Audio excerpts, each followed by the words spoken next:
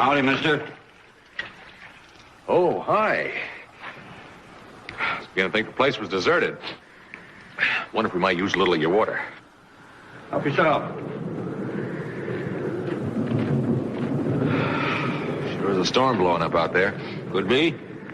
Night coming on. I wouldn't want to be caught in it. I wonder if I could spend the night. No, can't spend the night. Be glad to stay in the barn. No, this is private property owned by the stage line. I run it. And I say you can water your horse, fill your canteen, and leave.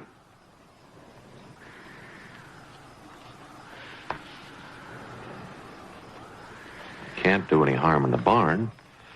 I promise I won't disturb the chickens. Now, I ain't fooling, mister. You get. Put away that gun, Grandpa. You get back in the house. I'm sorry, I don't like to have a gun pulled on me. This is still private property, and you're still trespassing. Don't mind Grandpa. He thinks every man that comes by here is going to grab me and ride away. Well, that's what you want, ain't it, Marty? That's it, ain't it? Maybe. Maybe that's the only way I'll get away from here. Now, listen, I didn't mean to cause any trouble. I just want to bed down for the night. I'll be gone in the morning. Oh, here. And be careful with that thing. The next fellow might take you seriously. Now, you get in that house. And stay away from him.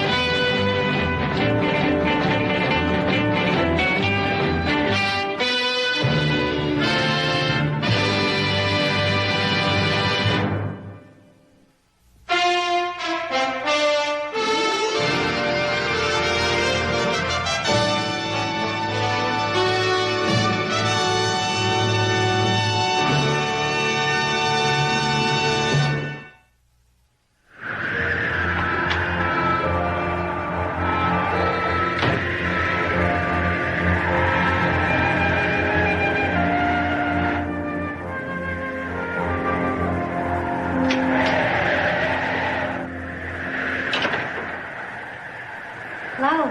Well, hello. Wind's really blowing up a storm out there. Sure is. Picking up sand and dust. Well, I'm glad I'm here instead of there. I want you to listen to me, young miss. I don't want any more trouble with your grandfather. So I think it would be best for all concerned if you just turned your little old self around and went back into the house, all right? Grandpa's asleep in the chair. Does it every night after supper. Been watching him do it for 8 long years. Yes, well, I still think it would be best if you, I didn't come here to see you. I came here to get one of my books. Oh? I hide them in here from Grandpa.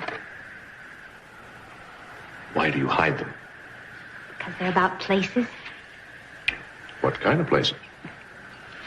I'll show you. This one is about New York. It's got pictures in it, too. Have you ever been to New York? Mm-hmm. Really? What's it like? Well, it's big, noisy. It's got lots of people. Yes, that's what I thought. Lots of people. I bet it's like all the big cities. Rome and London and Paris. My grandpa doesn't want me to know about those places. Watches over me all the time. Won't let me even talk to anyone. Especially boys. And men. Mm-hmm. Well, I don't think you ought to blame your grandfather. I think most men feel protective when it comes to their daughters, granddaughters, especially when they're pretty, like you are. My mother was pretty once. I'm sure she was. She hated it here. After my father died, she used to stand out in the yard and watch the stage go. She used to say, someday I'm going to get away from here and never come back. And she left. Yes. Some man came in on the stage one day, and he was handsome and rich. He promised to show Ma the whole world. Think she'll ever come back? No. I don't want her to. Oh, really? Well, she got what she wanted. She got away.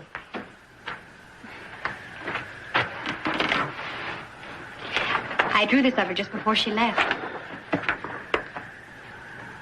It's very nice. You have talent. How long have you been doing it? Ever since I can remember. I make my own charcoal and use whatever paper I can. I don't know why I'm telling you all this. I don't even know who you are. Well, I don't even know who you are. I'm Marty. Marty Johnson. I'm Adam. Adam Cartwright. Been up on the Humboldt River, checking out the range. On my way home. Where do you live? Ponderosa, about 100 miles from here. 100 miles. I haven't been more than 10 miles away from here. I'm beginning to think I'll never get away. Oh, yes, you will. One of these days, some nice young fellow's going to come along and take you away to those wonderful, mysterious places you've been reading about. Will you take me with you, Mr. Cartwright?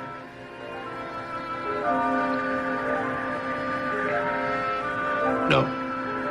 Why not? Well, first of all, your grandfather would have the law right after me. If my mother was able to do it, why can't I?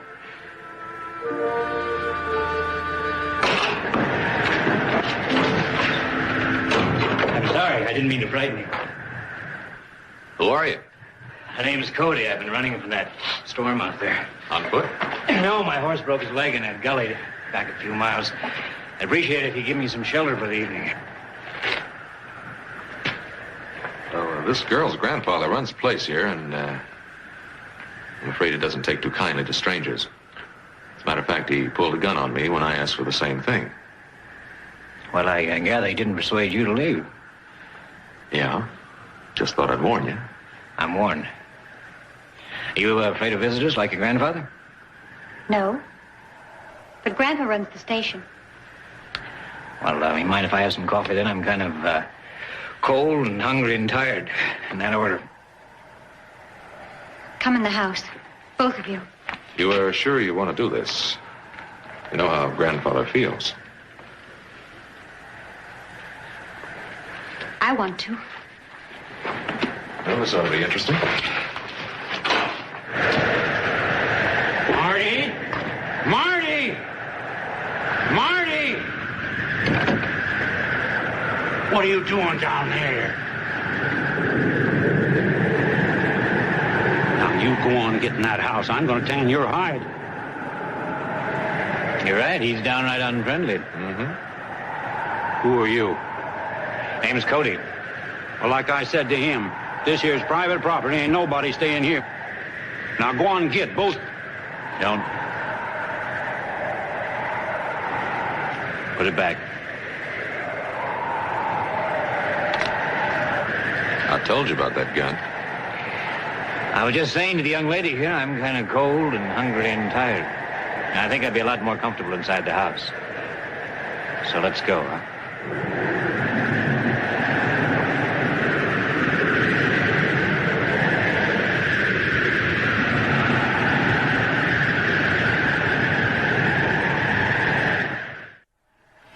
Yeah, I've heard of the Bonanza.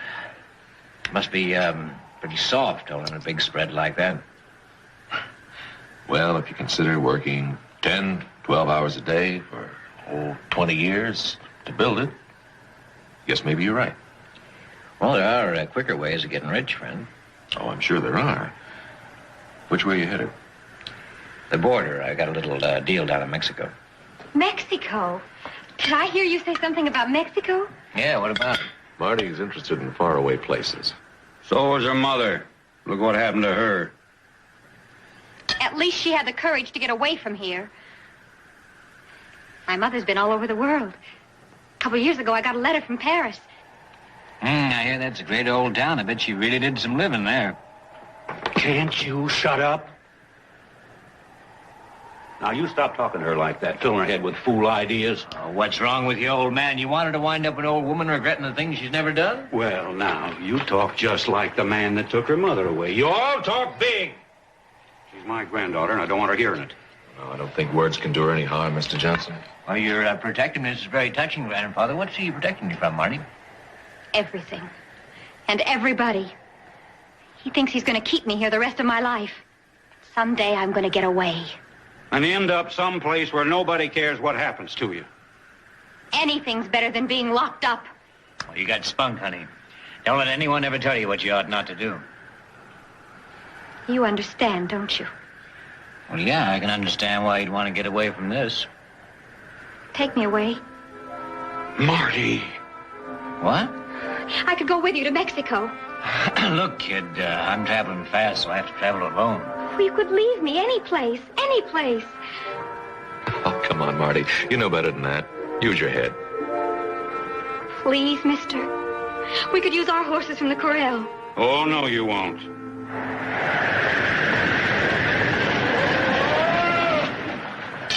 Who's that? Where are you going? Now, where do you think I'm going? That's a stage coming in. I have to take care of it. Stage this time of night? It's late. Way late. Will you mind your own business?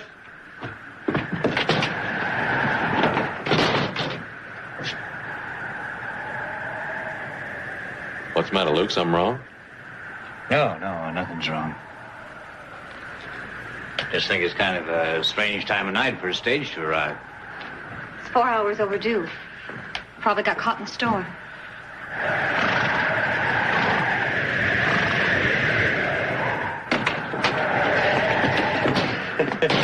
Whew, I ain't never seen the likes of that wind. Hi, Marty. Who they? Oh, the storm blew us in. But we're leaving in the morning. Sure is a humdinger. Horses can't make no time at all. We stopped at Juniper Hole for a couple hours, figured they'd let up a little, but it didn't. Well, you better get going, Leif. You're way late now. That's right, Jesse. So late, in fact, a couple of hours ain't gonna make any difference. Well, I ain't running no hotel. But you're running a line station, and the line passengers are important. So you just end up with all that chatter, Jesse. We're staying here till morning. Think you can fix us up a little bit of grub, Marty? Sure. If Grandpa doesn't... Well, Grandpa can't do anything about it. He works for the stage line.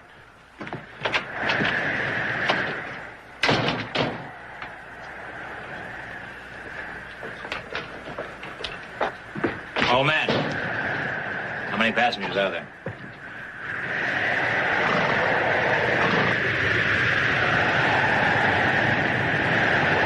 Just two. Guess that's all there is. What difference does it make? None, no difference at all.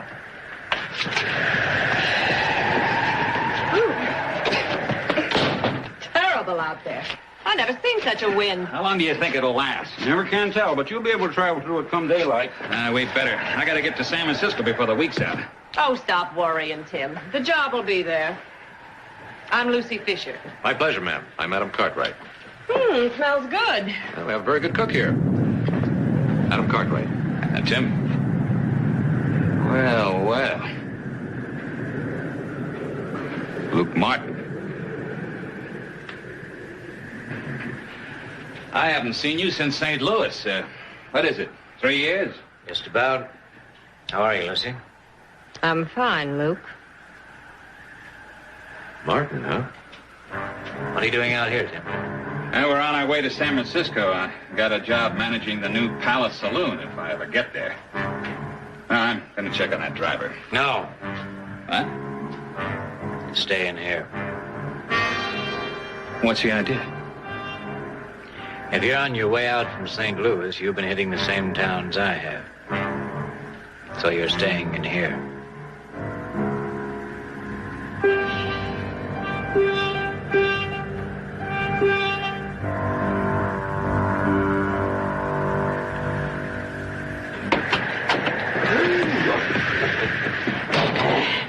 Well, we fed the livestock, and I am do the same thing to myself.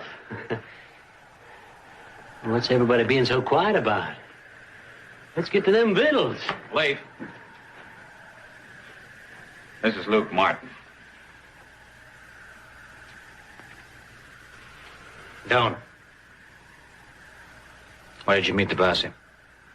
When we stopped at Juniper Hole. They're staying there till the storm blows itself out. I figured the storm would delay them as much as me.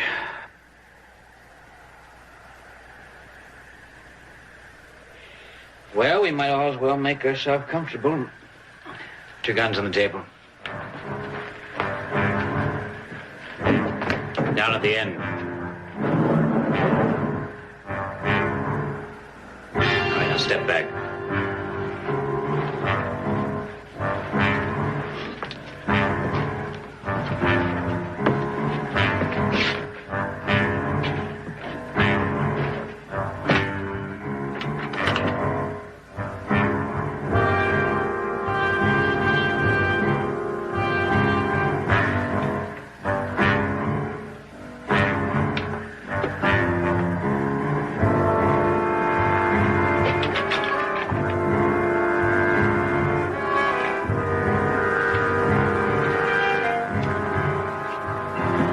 What do they want you for, Luke? I killed a man.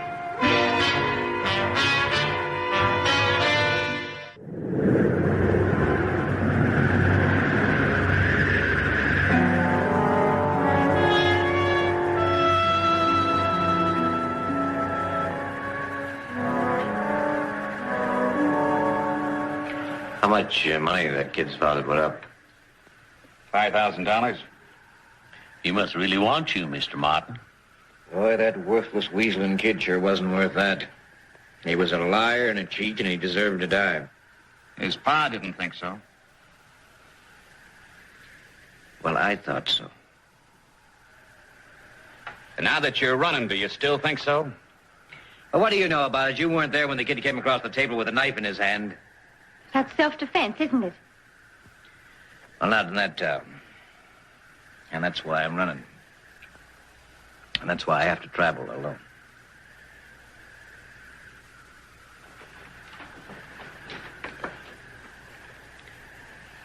Well, listen, it's going to be a long night, so let's all sort of relax. Enjoy it, huh? Sure spent the night in better places than this. Come on, Marty, let's get that food on the table. What about the posse? Well, they don't know where I am. They'll wait the storm out back at Juniper Hole. Take them about 3 hours to get here after they start. And besides, if I left, Tim would head right back for the posse. Wind or dust or storm. Wouldn't you, huh, Tim? $5,000 is a lot of money. Don't anybody start counting it yet.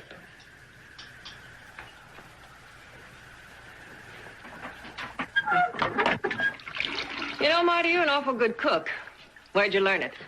Not much else to do around here, except maybe feed the chickens. Well, anyway, you're good enough to make a living at it if you had to. A girl as pretty as Marty doesn't have to worry about earning a living as a cook. I'm not that pretty. You sure are, honey. Anytime you want a job, you just look me up in San Francisco. I pick the girls.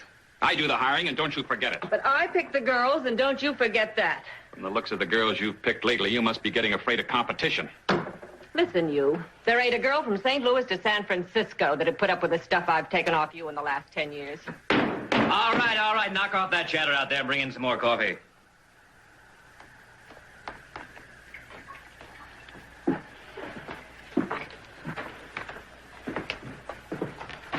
What kind of a job are you talking about? Well, it's not for you, Marty. Well, anything's better than this. You got a lot to learn, kid. I've known plenty of nice girls that worked the bars. Some of them married pretty good, too. Don't listen to him, honey. Anytime you want a job, you just come and see me in San Francisco. Thanks. I will. Men. You're all alike. Don't pay attention to any of them, Marty.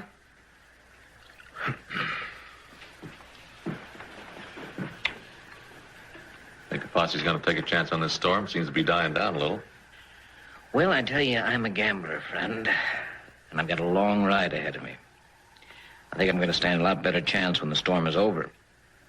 Besides, they're lawmen. They're not after bounty money like our friend Tim here.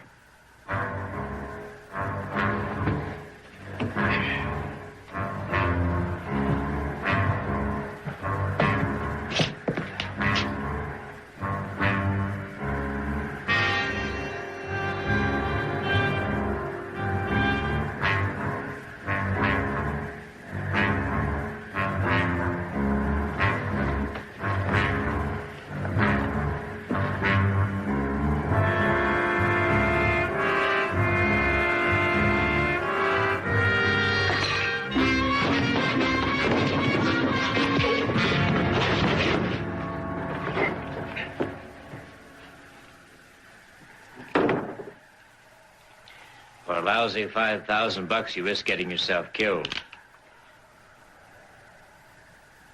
Maybe I ought to make you pay for the chance you took, huh? Why shoot him? Why not? He deserves it. Maybe. Where does it end? Well, if he'd gotten his hands on one of those guns, he would have killed me. But he's not you.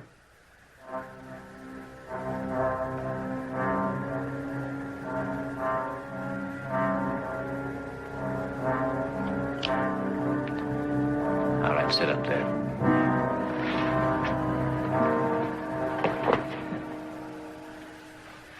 Maybe next time you won't be so lucky. You can do what you want with us. They'll get you anyway, Luke. You just wait and see.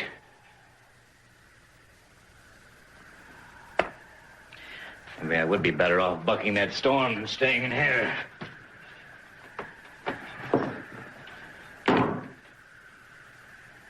Maybe you'd be better off going back. What does that mean? Give myself up? Well, you said the kid came at you with a knife. Maybe you can prove it. With the kid's father owning the whole town? Let's have a laugh together, huh, friend? I see what you mean. What would they do to you if you went back? They'd hang me. Maybe. Maybe only a jail sentence. Well, I'd rather be dead in that case. I know what you mean about jail. It's how I feel around here. Every day, just like the last one. Day after day. We think a little alike, honey.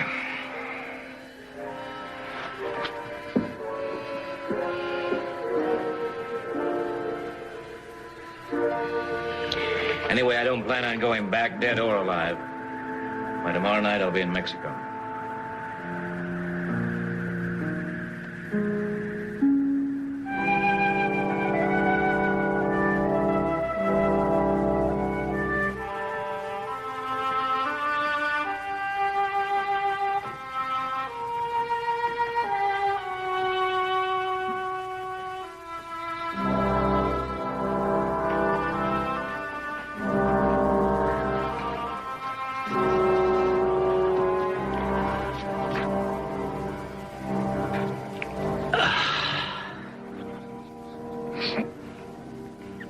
been a long night. I'll have to get moving in a few minutes. How long has it been since you slept? Oh, yeah, so long I forgot. It'll be even longer before you reach the border. Well, don't worry about it. I'll make it.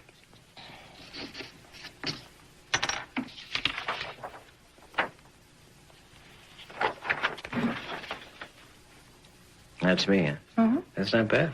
Like it? Yeah, I like it. Can I have it? I'd be pleased.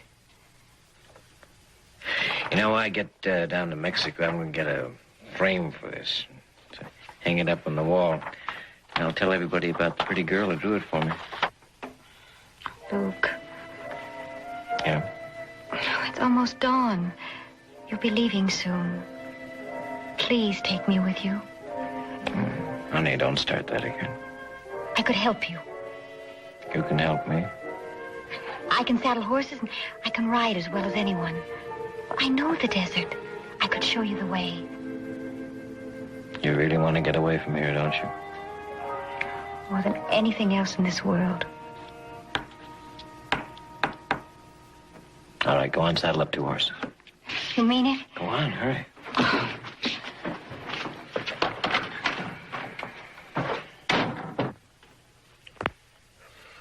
You're not being fair, you know. Well, why is that?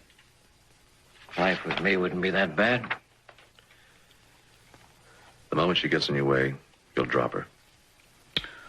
Come on now, she's a big girl. She can take care of herself. That kid's lived here all of her life. She's never been anyplace else. Now, why don't you just leave her alone? I think I can help her. Well, what are you going to do? Get her a job as a cook? Or send her on the way with Tim? That is, if you don't get yourself shot by that old man. No, I think that I know her a little bit better than you do. She'll be all right. She's got spunk, like I said.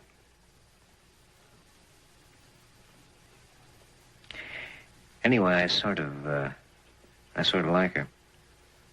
And somebody's got to take her out of this trap. Maybe so, but not you, huh?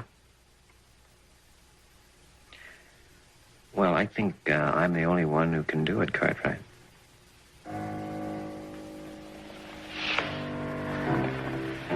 Well, at least we know where we stand.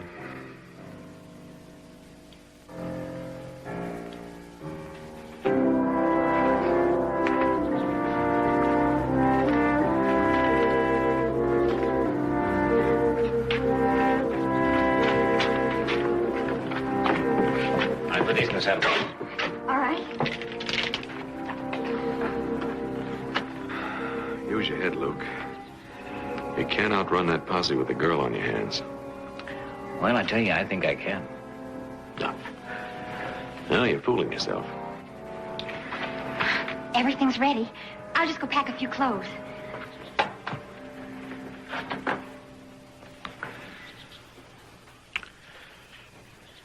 She's not going with you, Luke. We just been all through that, Cartwright. I'm not going to let her get on that horse. No? Nope. Well, that kind of makes me feel like you're asking me to kill you. Would you? Is taking that girl with you that important? What's with you, Cartwright? Yesterday you didn't even know she existed.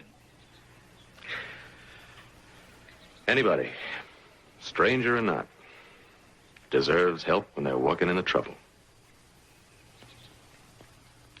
Well, I don't understand you, friend. But you are right about one thing. It ain't that important to me.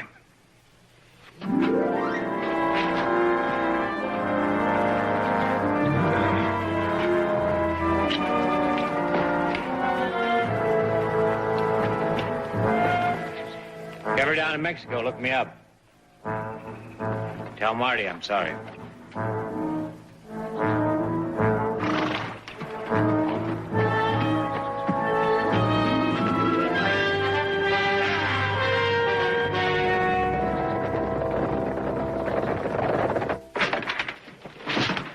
Where are you going in those clothes? I'm leaving, Grandpa. With him? With that killer? No, you can't do that. I won't let you go. Marty!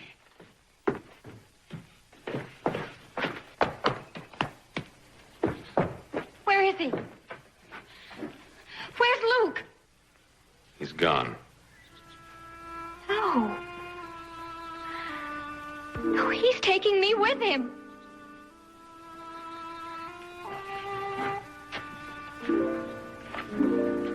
No, he's not, Marty. He changed his mind. But he promised me.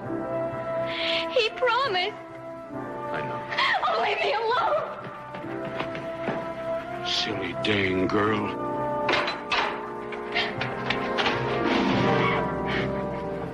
I ought to go in there and tan her hide good.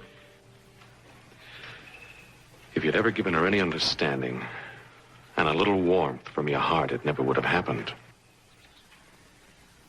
You started it. It all started when you came here last night. No, it didn't start with me. It started a long time ago, and you know when.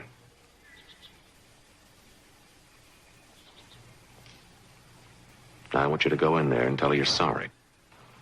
And promise her a chance in life.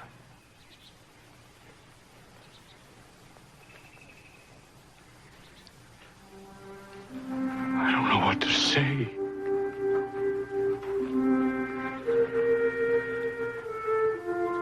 All right.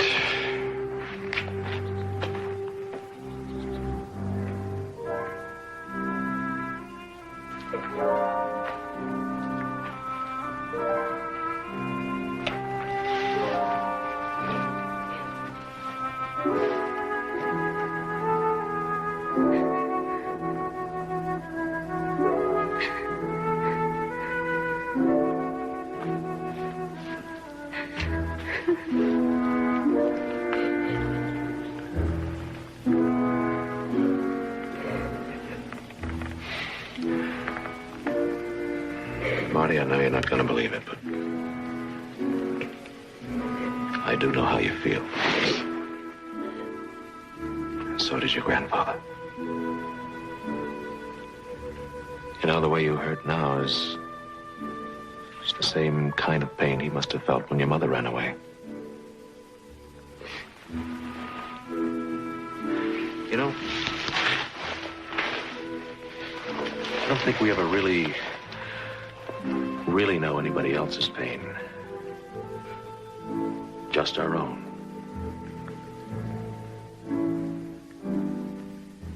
When somebody you love turns their back on you and rejects you, it's just about the blackest time in the world.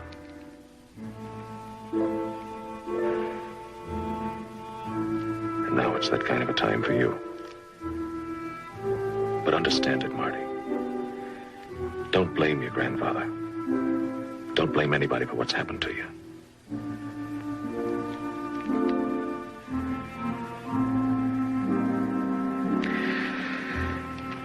Right now, it could never work out with you and Luke anyway.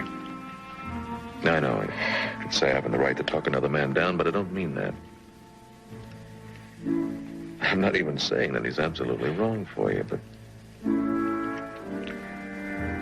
well, the way he is now, running away from himself, life, or whatever it is,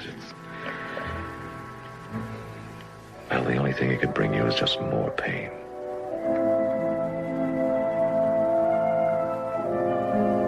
You see, when you start running,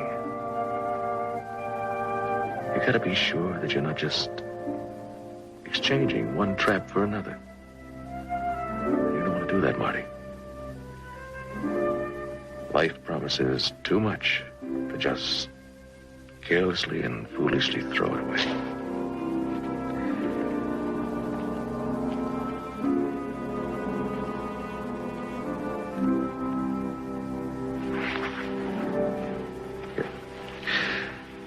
You know, you're a very lovely, very talented girl.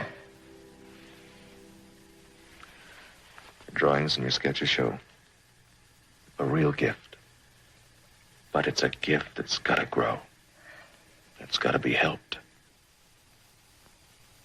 It's going to help me out here. Well, think I might be able to help you. I've got some great friends in San Francisco I know that'll be glad to help. But you gotta help, too. You gotta give time a chance. And you gotta give yourself a chance.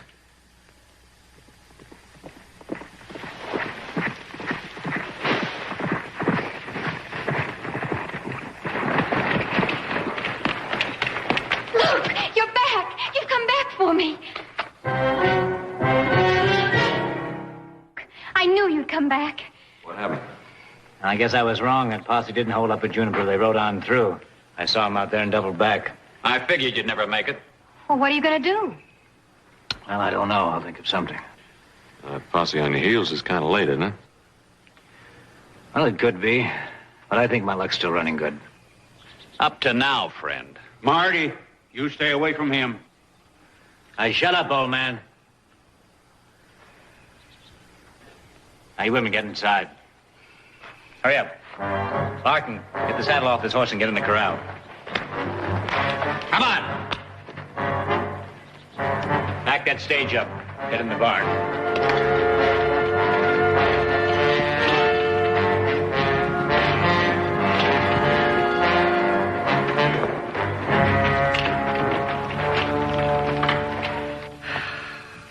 You sure you know what you're doing, Marty?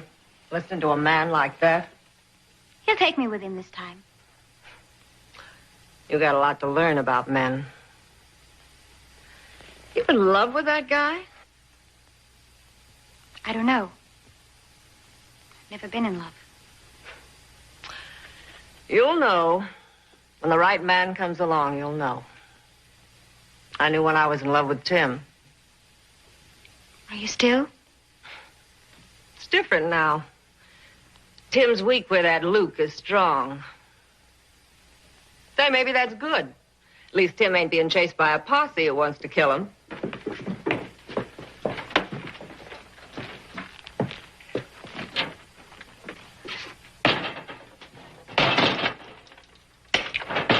I'm sorry to call this reunion so soon after our last goodbye, boys, but that's the way the cards were dealt. So let's all settle down. I don't think we're going to have long to wait. You expect to get out with just your gun? I don't think there's going to be a need for any gun. When you met that posse, I told you your luck ran out. Not yet, my friend. I told you how'd end up with him. Now you just wait. There'll be shooting and killing.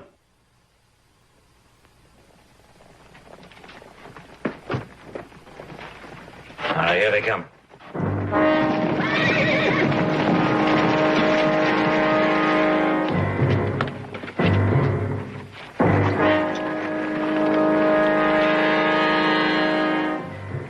All right, now just tell him your grandfather's sick, but keep him away from the house. But Luke... Don't worry, honey. Everything will be fine. All right. I'll try to get rid of him.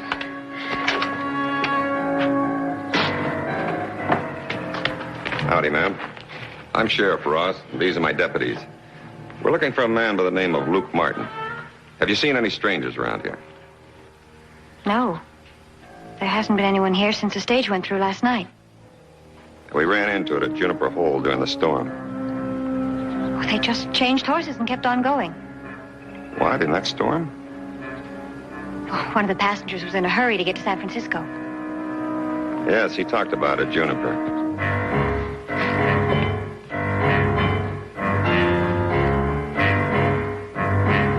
And don't try anything, friend, unless you want that girl to get caught in the crossfire.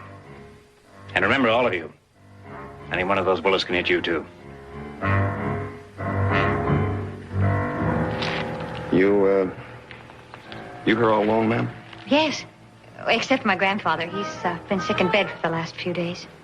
Oh, that's too bad. Anything we can do for you? No, thank you. He'll be up in a day or so.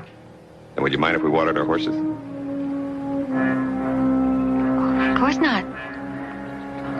Thanks for your trouble, ma'am. Maybe he took a chance and moved on. Well, I guess all we can do is push on and hope to catch up with him.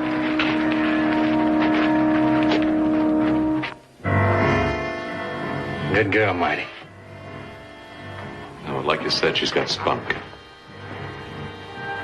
we get out of here, everything might just work out all right. You're a long way from getting out of here. I'm mounting up. I say it worked.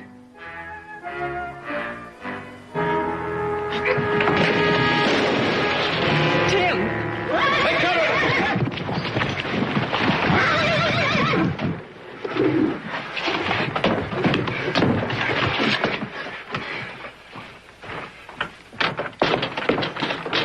What happened? Stupid Tim. No, Marty. Why'd you have to do it, Tim? Why? For 5,000. How could you blame me? You big stiff. Is that all that's important to you? 5,000. You know what I could do with that kind of money? You could get yourself killed trying to get it. That's what you could do. No more working for other people. I could have had a place of my own. You darn fool. You never would have known what to do with it. You always picked the wrong things. The wrong horses, the wrong women. I picked you, Lucy.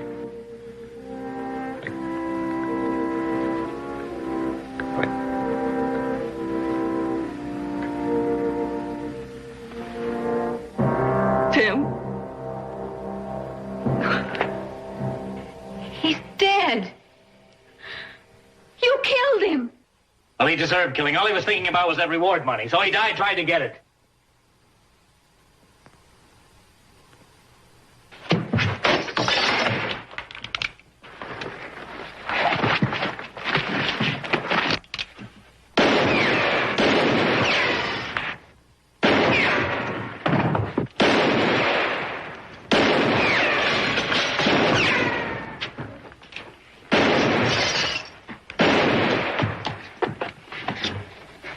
You know you didn't have to shoot him, Luke. You saw what happened. I had him at the door. You didn't have to kill him. Well, what did you expect me to do? You saw him make his play. You know what he was trying to do. I'm fighting for my life, friend. How many lives do you figure yours is worth? As many as it takes to get me out of here.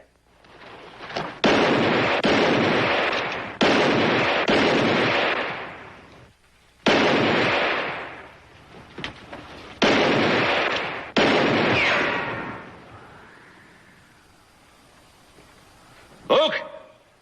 You haven't got a chance in there. At least send out the girl and the old man. Why get them killed?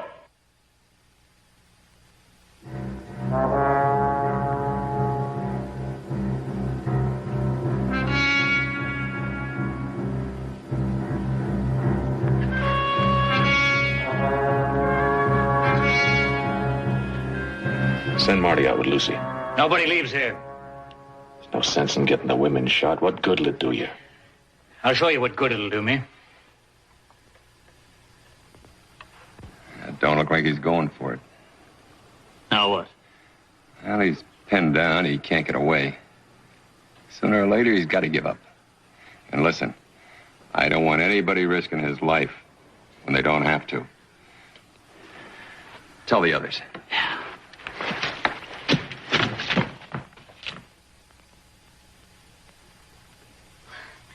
What's happening? Why aren't they shooting out there?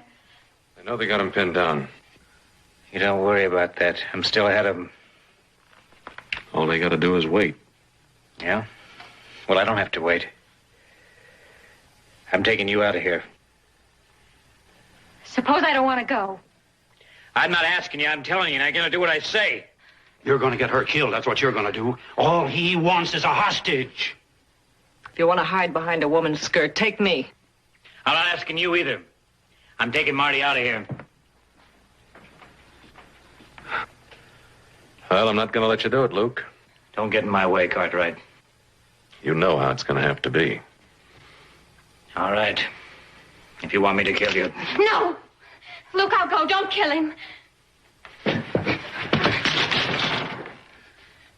funny how it's always my choice, isn't it? You figure I got to worry about everybody else's problems and never my own. Well, this time it's going to be different. Come on, Jesse, grab her!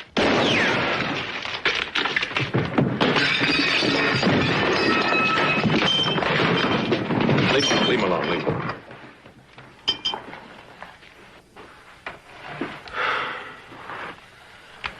Now it's all over, Luke. Well, what are you going to do? Turn me in for the money? No, I don't need the money. But I don't see that you get a fair trial. Well, I tell you what you can do. You can pull that trigger. No, that's the difference between you and me. Well, I don't want to spend the rest of my life in jail. You understand that? You won't. They're going to hang you.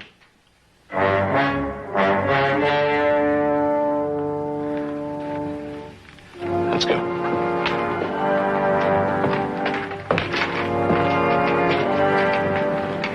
Look, I'm sorry. Yeah, I know. I wasn't much help, was I? Well, you're lucky you didn't go away with me. Now maybe you'll get out of here. Listen, there is one thing you can do for me. Well, that depends. You're gonna get $5,000 when you take me out to that posse. Do you see she gets it? So she can get her chance. She's got it.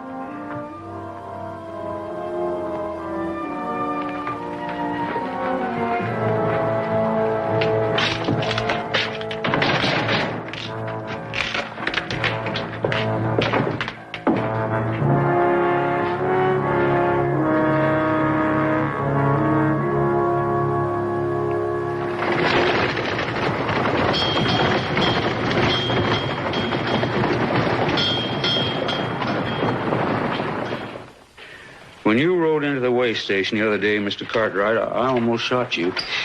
But if you hadn't come, I'd have probably gone right on being a dang fool the rest of my life. Here they come.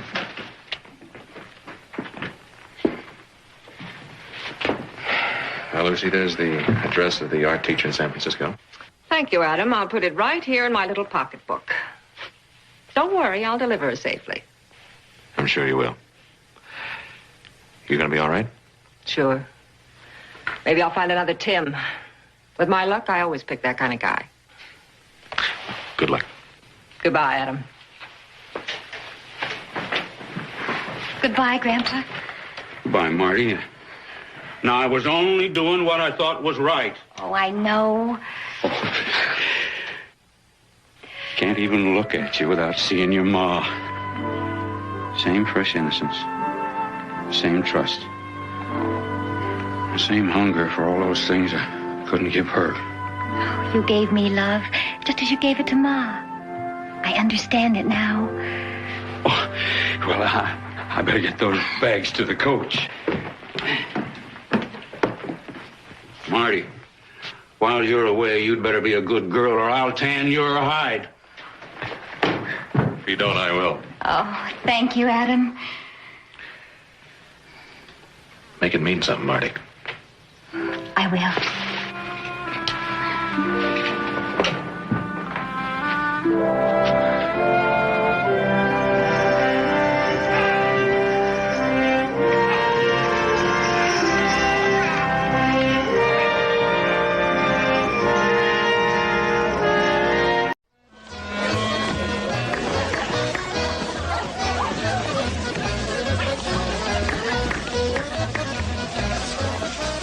He hasn't danced with anybody but her all night.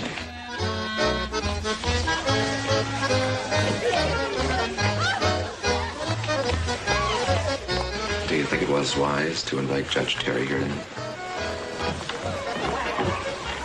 All these people are our friends. Let's keep the Civil War out of this house.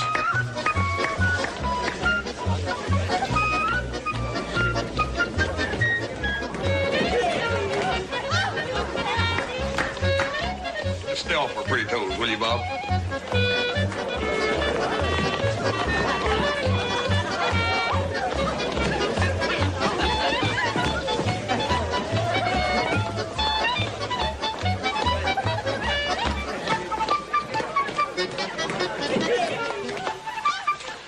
What's the matter, Charlie? Don't you like our punch? Oh, sure.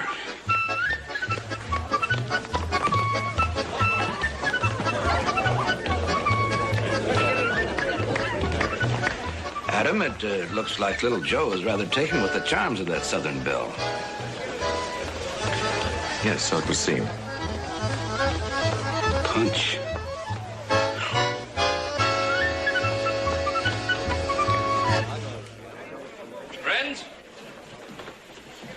honored tonight by the presence of the distinguished English Shakespearean actor, Walter Craigsmuir.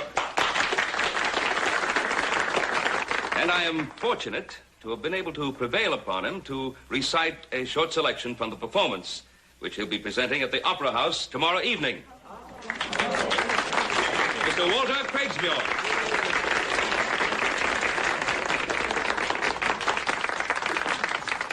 Ladies and gentlemen, mine host, Mr. Cartwright, as you have requested, some words from the immortal bard. Romans, countrymen, and lovers, hear me for my cause, and be silent, that you may hear. And awake your senses, that you may the better judge.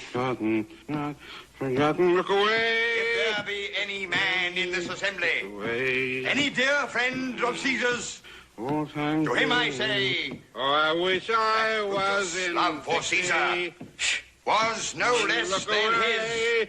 Look away. If you have enough manners to be quiet? You got something against Dixie, Yank?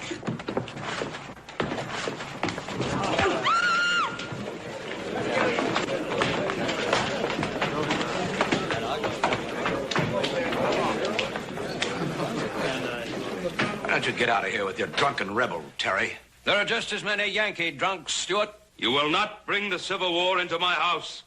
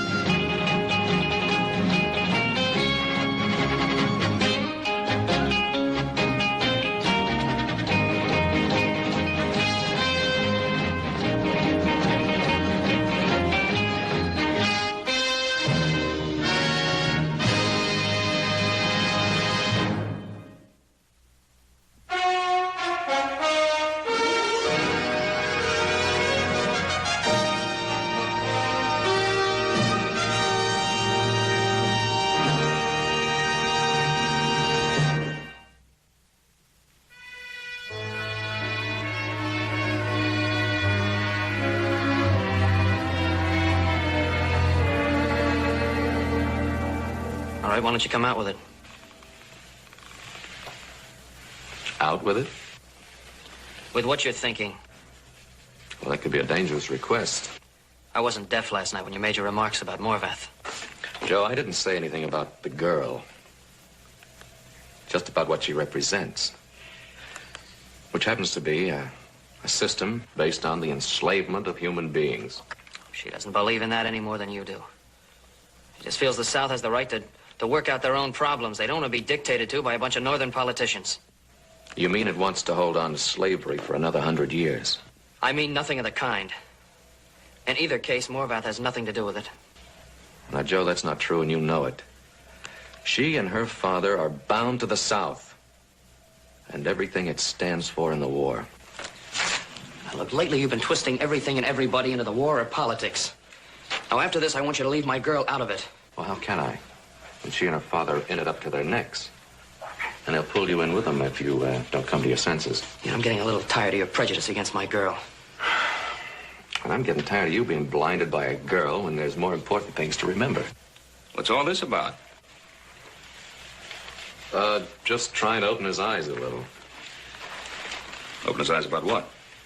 About Judge Terry. I'm not marrying Judge Terry. Now, hold on there, boy. This is the first time you've mentioned anything about marriage? I wasn't sure before. Morvath and I are going to be married.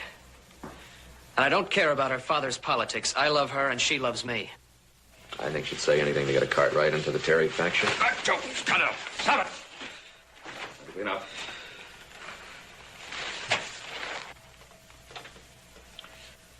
Oh, you know about Terry. You know Jefferson Davis has promised him the governorship to the territory if it goes Confederate. What's that got to do with Morvath? I just got through telling you. Well, Adam, can a young fella fall in love with a girl without war or politics coming into it? Not when it's Terry's daughter. Hey, Paul. Oh. Paul, we got a caller up at the house. Who? It's Bill Stewart. He says he wants to talk to you. It's important. Well, tell him I'll be right along. Yes, sir. Now, how about both of you giving a little thought to the running of this ranch? And stop wasting your time on things that don't concern us. I think that this war does concern us. And we've got a ranch to run. And starting right now, we're all going to remember it. We got an offer from McKeeson and Carson for 50,000 feet of undressed timber. I want you and Hoss to head north and mark out the timber for cutting. It's about time the herd was inspected so you can pack your grub and take care of that. Maybe a couple of weeks on the trail will clear your heads and cool your tempers. Now, come on, there are a couple of things out here I want you to do.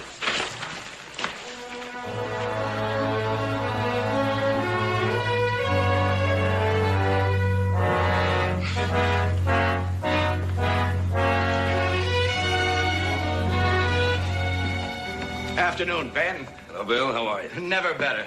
In fact, I'm full of beans and benevolence this afternoon, Ben. The legislature just gave us the nod. What nod? Statehood. They've called a convention to meet in Carson City next week. 36 delegates from all over the Comstock to vote a resolution to join the Union. Now, we've divided up the territory, and you're going to represent the Ponderosa. Well, wait a minute now, Bill. You've got the biggest spread in the area, Ben. You're entitled to representation. Oh, naturally, you'll be able to vote whichever way you want, for or against statehood. But I know you pretty well, Ben, and I'm pretty confident that I can Don't be too confident, Bill. About what? About the way I'm going to vote. Ben, you see what's going on in town. Terry's already lining up delegates to defeat a statehood resolution. He figures to lick us in the convention and then shove us over into the Confederacy. That's just so much talk. Talk, is it? The law says all statehood needs is a 2/3 majority. I've got 23 delegates pledged to me. That's one short. I need your vote, Ben. And Lincoln needs the silver. He needs it bad. Yeah. Yes, he needs it bad. And so does Jefferson Davis need it bad. And if neither one of them gets it, the war will die of its own poverty. Ben Cartwright, you got your head deeper in the ground than the deepest diggings. Bill, this war has nothing to do with us here in the territory. But it's already divided my sons, one against the other. I don't want any part of it. And if statehood means war, then I certainly don't want any part of that. Now, you're going to have to find your vote somewhere else. You're not going to find it here. I never thought I'd see the day that you'd abandon your country. You don't mean that. Don't I?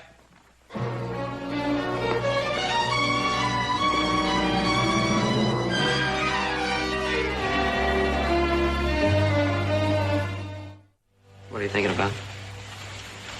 I was thinking about the dance the other night. Oh. I'm sorry about what happened. I guess feelings are running pretty high, though. But that wasn't what I was thinking about, little Joe. I was thinking about the dress Emily wore. Did you notice it? Her dress? No. No, I didn't even notice Emily. I understand that dress came all the way from London, right through the British blockade, there across the country. It was a beautiful dress. Father said I could order one from Paris, France next year. Well, we'll have a party so you can show it off. We haven't had a party in our house in ever so long. I love parties, little Joe, where everyone looks so nice. The men are all standing up so straight and proper, wearing their best clothes. The ladies can show off their latest gowns. We'll have lots of parties.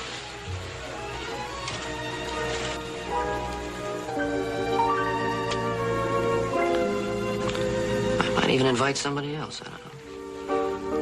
Of course, most of the time it'll be just you and I. See, I don't want to share you with anybody else.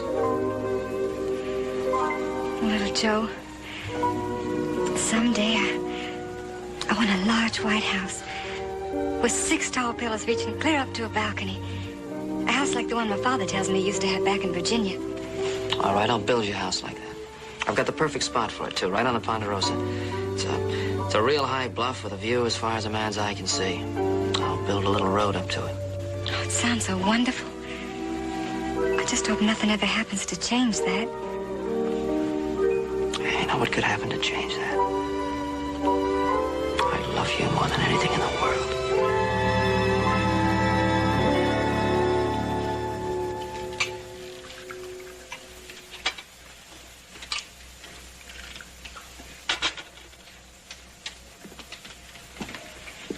Thank you very much, Judge Terry. Lovely color, isn't it? Well, sir, have we demonstrated to you that we can provide one or two little items that won't insult the European palate? The dinner was superb.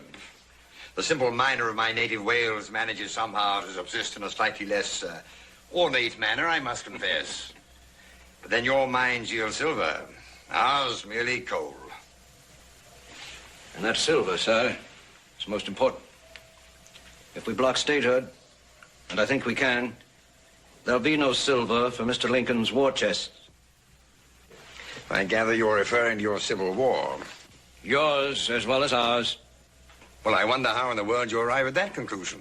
You know how I arrive at it. You people are praying for a Southern victory. Your cotton industry has got to have a Southern victory in order to survive. That's common knowledge. Well, I must confess it wasn't common knowledge to me. But then I know absolutely nothing about politics. I'm prepared to accept your incognito, sir. My incognito? Your disguise. Oh, I know what the word means. But what, may I ask, am I supposed to be disguising? Mr. Craigsmuir, don't make me spell out every sentence like a page from McGuffey's reader. We were promised an agent to work with us.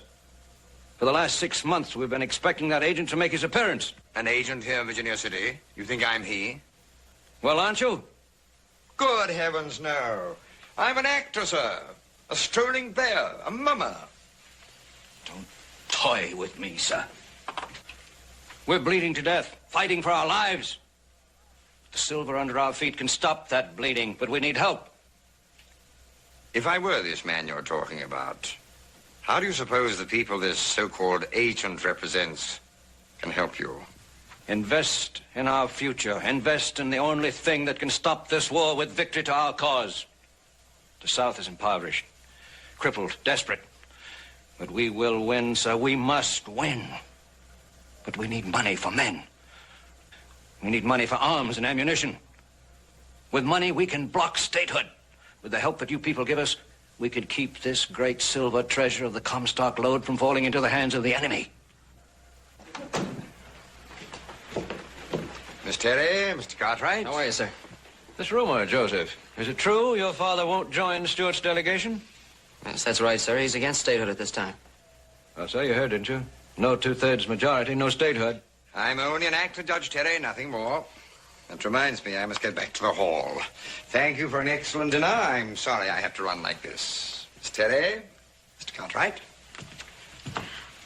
What's Mr. Craigsmuir's interest in our problems, Father? All in good time, my dear.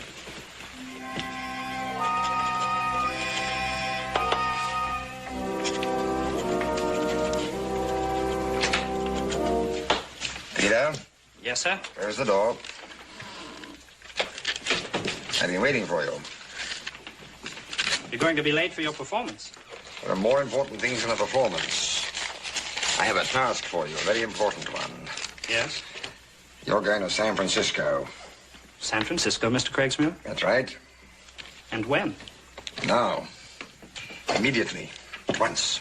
But the curtain goes up in 10 minutes. Blast the curtain, boy. I told you this was important. You know where to take us? The same place. Are you sure you won't need me? Oh, I was able to dress myself before we met. I think I still remember how. I'm depending on you, Peter. I'll remember, sir. Good luck to you. And don't forget, it's vitally important. I understand. Oh, and you remember, curtain in 10 minutes.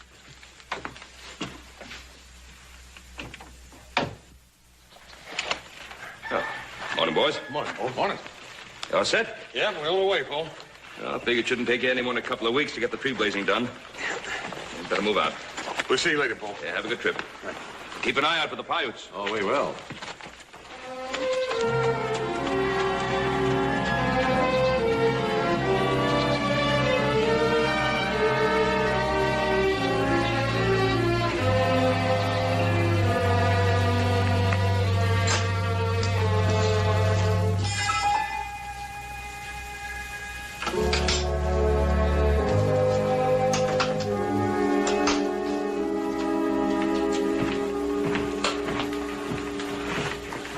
Morning, Joe.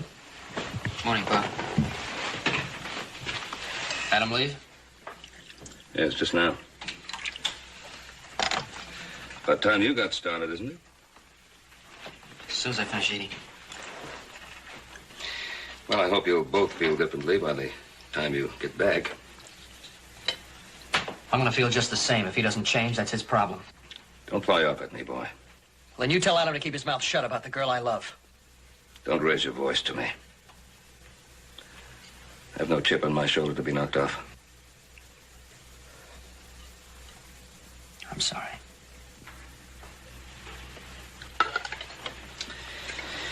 Joseph, I've been in love, too, in my lifetime. Now, you think that she is the most beautiful, most wonderful creature that ever lived, don't you? I know she is. Well, you're wrong. Your mother was.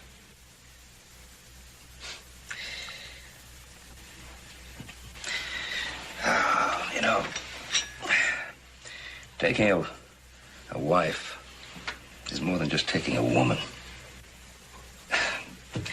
There's her family that you have to consider, too. Oh, come on, Pa. I'm not marrying her family. But you still can't forget the family. And you can't ignore the fact that there's a hate festering this country which is like an open wound. We're a divided country. Homes, families, fathers and sons not daring to speak their own minds to one another. I don't understand. Yesterday you said we should stay out of this. Yes, I did. All right, then why is it my problem now? Before this is over, this war, it'll be everybody's problem. Because sooner or later, we're going to have to make a decision. And whatever that decision, we're all going to suffer and bleed and maybe die. Each one of us is going to have to make his own decision, Pa.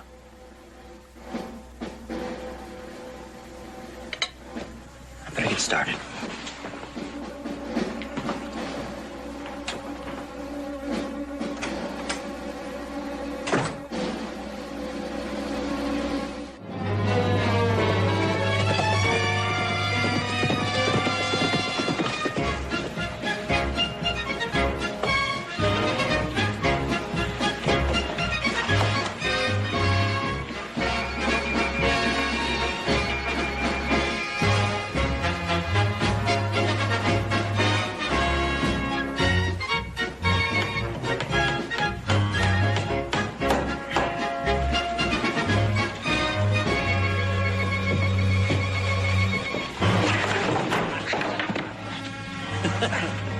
Next time we'll hang you next to Abe Lincoln. You dirty gray belly.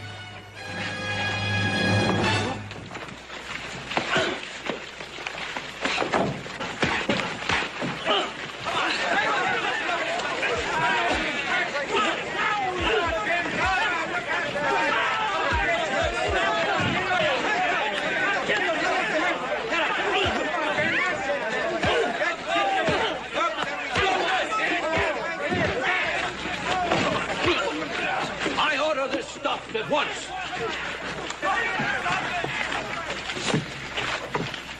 Well, William Stewart, what are you trying to do in this town? Starting riots in the street, fist brawls. I was only hanging up a banner. In case you've forgotten, Judge Terry, free speech is still allowed in this territory. I've not forgotten that, or many other things. Well, remember that, before you order your thugs to start jumping on people. Southerners are no brawlers, sir. My son was no brawler. He was a soldier. He fought with General Jackson. He died for the wrong cause, Judge. I'm sorry for him. The wrong cause? You are the man who's leading the people to the wrong flag. Your statehood, it will fail. It's already a foregone conclusion you'll not get your needed votes. The Nevada Territory will go to the Confederacy, sir. Judge Terry, I'm afraid I have to disagree with you. I honor your views, sir. I know you believe in them sincerely. I know how bravely your son fought. I've been hoping that the Comstock somehow we'll be able to keep out of it. But it looks like we can't keep out of it, doesn't it? And if it comes to making up our minds about going one way or the other, Union or Confederate, I think we'd better go Union. Too many men have died putting this Union together for me to stand by and see it destroyed. I guess you can count on the Ponderosa bill. I'll go to Carson and vote for statehood. God bless you, Ben. I've got my 2/3.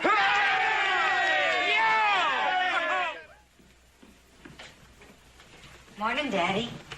Oh, good morning. Well, you haven't eaten any breakfast at all. I've just had this telegram. Oh? How to do it. How to use it so that its value won't be dissipated. Morvath? Yes, Daddy. Joseph Cartwright. Little Joe? What about him? Where is he? He's gone with the men to check the herd. He'll be back when? He ought to be back this afternoon. This afternoon. And his brothers? Well, they won't be back for another week. They're blazing trees up north. Daddy, why are you asking all this? I want you to come with me. Come with you where? To Ponderosa. You finish your breakfast and get a bonnet. While I have Gamaliel hitch up the trap. Daddy, what's in that telegraph?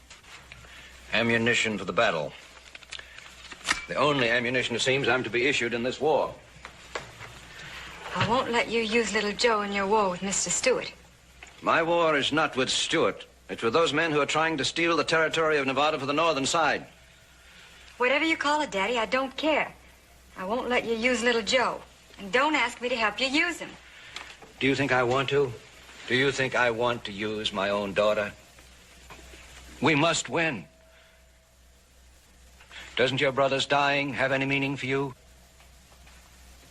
Daddy, please. Then don't make me believe that he died for nothing. This is your war, too, isn't it, Morvath? You know it is, Daddy.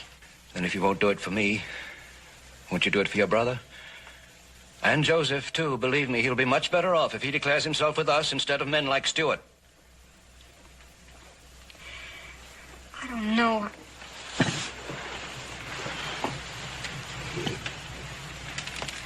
I've got to think about it. No, my dear, you haven't time. Do you realize how many boys like your brother have died while we've been sitting talking here?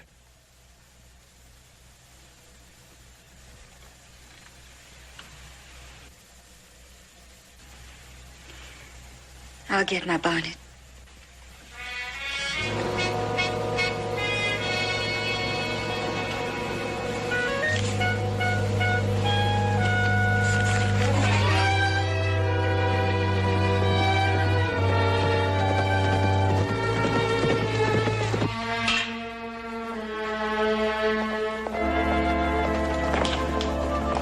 Well, the lost is found. How you doing, Pop? Good, good. Oh. How'd it go, son? Just a lot of cattle. Well, how'd you find them? Well, they're not too scattered. They're getting fat. Good. Fences are all in good shape. Good. How are the men? Men are flying, real good.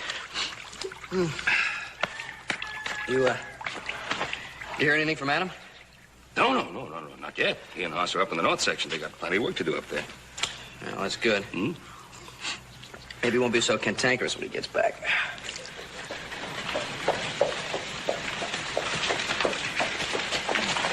Well, Judge, how nice to see you. Cartwright. Nice to see you again, Morvath. You're looking prettier than ever. Thank you, Mr. Cartwright. It's good to see you, Cartwright. Well, thank you. Could we have a little talk? It's most important. Well, certainly. Well, why don't we go into the house? I'll clean up a bit. We can talk. Morvath and I will be in just a few minutes. Fine. What's so important? Joe.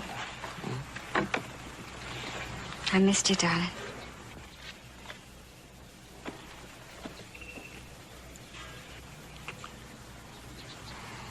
I miss you too, sweetheart. Hey, what brought you out here anyway? Your father's going to the convention. I thought he wanted to stay out of it. He's not going to stay out of it. Joey's going to vote for statehood. Statehood, huh? Maybe we better get in there. Before we go in, my father, I want you to know he's doing what he has to do and what he thinks is best. Well, you've got all this land here, clear down to the lake. Now, Judge, you don't have to tell me where the Ponderosa boundaries lie. What are you getting at? Well, just this. You've got all this land and only one delegate going down to Carson City to represent it. Now, Well? the apportionment committee says that that's not fair. Well, I think I can speak for the Ponderosa. Not you alone. Not anymore. Now, here's a telegraph received this morning, replying to the committee's request. Ponderosa is now authorized to send 2 delegates to the convention. Now, what does Bill Stewart think of this? What Stewart thinks about it has nothing to do with it. Well, I don't quite understand what... There are only Cartwrights on the Ponderosa. We know that. So pick one to be your delegate. There are 4 of you here. Well, 2 of the boys won't even be back until after the convention, and you knew that too, didn't you, Judge? Well, that's not important now. You read the telegraph? Yeah. Yes, I read the telegraph. And this whole thing is beginning to smell like a... Smell like nothing, Cartwright. We're only asking another representative of the Ponderosa to come down to Carson City as a delegate. The way he votes is his own business. Don't take me for a fool, Terry. You don't believe that, neither do I. You have your beliefs, Cartwright. I have mine. And may I remind you that several days ago you told me you honored my views. May I remind you that several days ago you didn't try to come between me and my sons. What grounds have you for such an accusation? Judge, I'm just wondering something. I'm wondering what your son, who died at the Battle of Keensburg, would think of you now. Don't try to shame me with the memory of my son, Cartwright. He died fighting for the same cause for which I would gladly lay down my own life. I'm not questioning your beliefs, sir.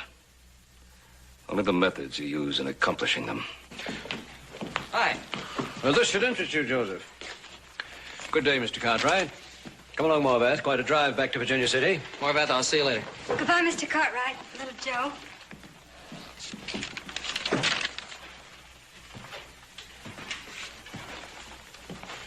Request for another delegate from the Ponderosa. That's right.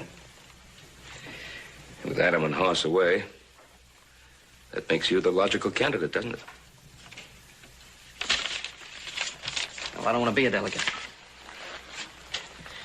I'm afraid you have no choice, son. Yes, I do. This is not my problem. No. But it has been presented to us. And to you. You know, this is more of a problem for me than it is for anybody else. I know. I know. And when it comes time for you to vote, you're going to have to vote not because of the way you feel about a girl or about me, but because of the way you feel about the issue. It's a problem. But it's also a responsibility.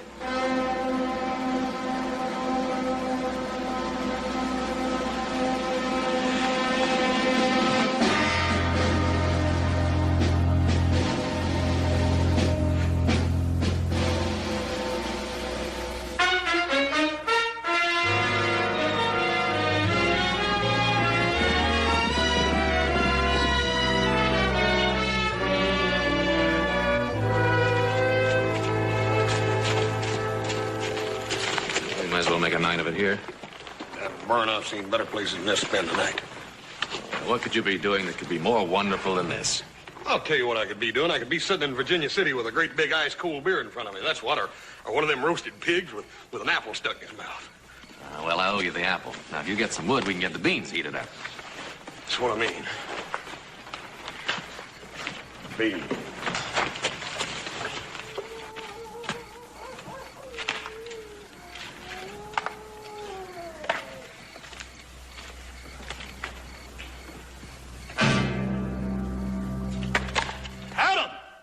Adam, come here, quick. Adam!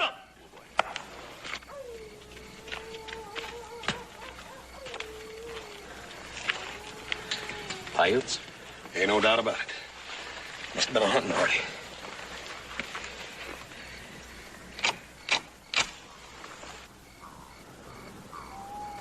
You ever seen him before?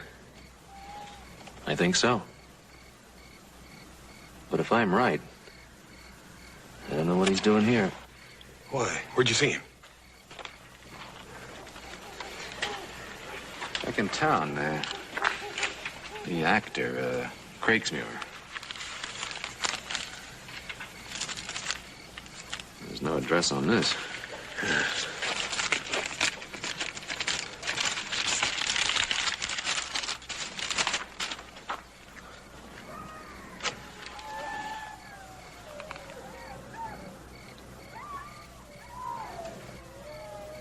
What is it?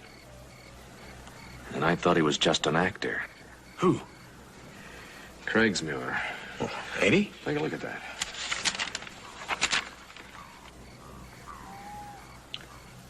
What do you make of this, Adam? Conspiracy. Conspiracy? All that talk about cotton? Yep. Who'd want cotton bad enough to do something like this? British textiles. They've already got their privateers trying to run a Union blockade off Charleston. And it's no secret they want the South to win. They need that cotton to keep their mills operating. Yeah. According to that letter, there's somebody right here that's willing to guarantee them that the South will win. That's right. Money. Guns and ammunition. And men. Never thought Judge Terry would go this far. Oh, now, come on, Adam. How do you know for sure it's Judge Terry? I don't. But I know someone who does.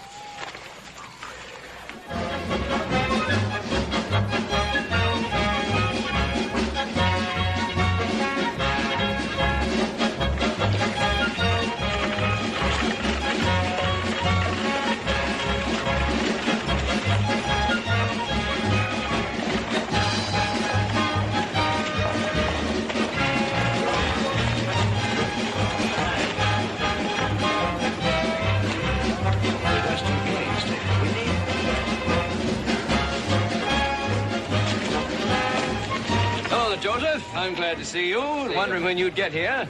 Mr. Cartwright? Sir? Is Morvat here? Oh, yes. She's been expecting you. She's resting in her room. Ben, there you are. Welcome to Carson City. We're going to make history here Wednesday. Say, we're going to have a little get-together in my room. You know, all the pledged delegates. You got here just in time to be in on it. Come on along and bring the youngster with you. Oh, he's not pledged yet, Stuart. Are you, Joseph? Oh, sir, that's right. My vote isn't committed yet. To anybody? No, not to anybody. That's honest enough, boy. Make up your own mind. Little Joe, good to see you. We were wondering when you'd get here. We were just going upstairs to see you. I'm sure you two have much to talk about. Blazes, Ben. The boy isn't going to vote against us, is he?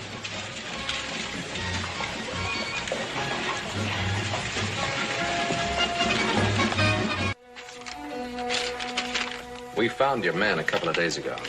The Paiutes got him. Did?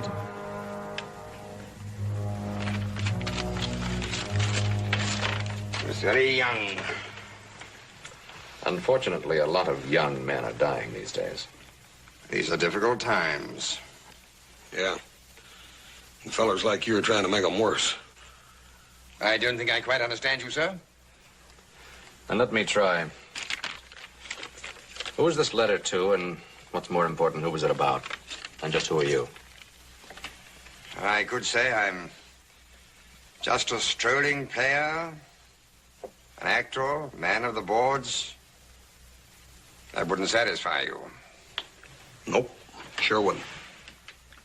Then let me just say the people I represent need the South's cotton to keep their mills rolling. Enough to foster war? Oh, that's a very moral approach. But then you don't need that cotton. Who are you trying to make the deal with?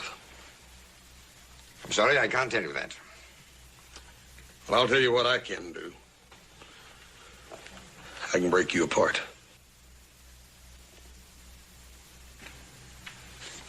Well, he could, you know. All right. It's not of great importance now. My value here is gone. Your man is Judge Terry. Well, looks like you were right all along, Adam. We just had to be sure. Now we are. Statehood delegates will be glad to hear this. Gentlemen, I'm afraid you're too late. Statehood will be defeated, and Nevada voted into the Confederacy. Well, after they hear what we've got to say, I wouldn't be so sure. It won't matter now, thanks to your brother. What do you mean by that? Why don't you go to the convention and find out?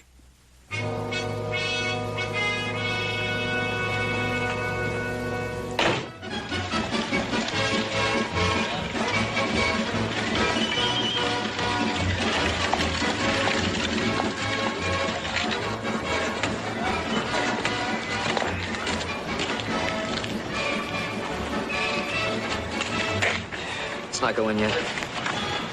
Somebody's after my vote every time I stick my nose out of the room. Well, they're just trying to be helpful. They must think I need an awful lot of help. Joe, you're on the delegate list as uncommitted. That's right, I am. Have you decided which way you're going to vote? I'd like to say I haven't. Have it over and done with, but I haven't. Just can't decide yet. It's a pretty hard decision for me to make. I'm sure of that, darling. I can just imagine what you've been going through. I'm also sure you know how I feel and how much this means to me. It's already cost me a brother. I'm committed, little Joe. I've taken a side. I just hope we're both on the same one. You know I've considered that. I'll do the best I can. Please remember it. It's like my pa says, I must vote the way I think is right. He's right, of course.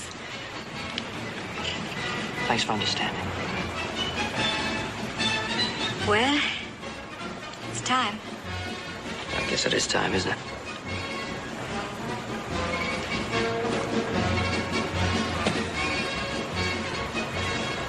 Remember, whatever happens in there, I love you.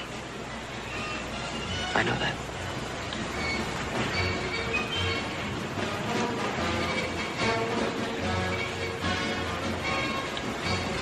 I'm just hoping this is all over, you'll say it again.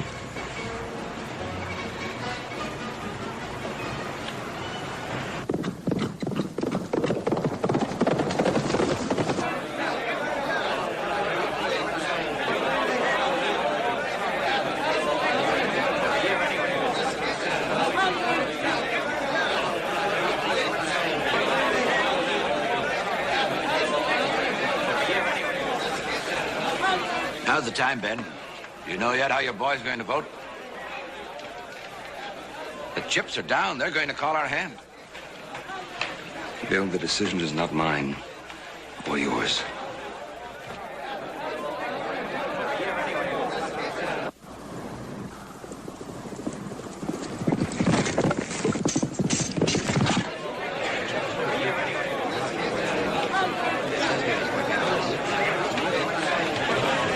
Where does he stand? I don't know, Father. I'm sorry.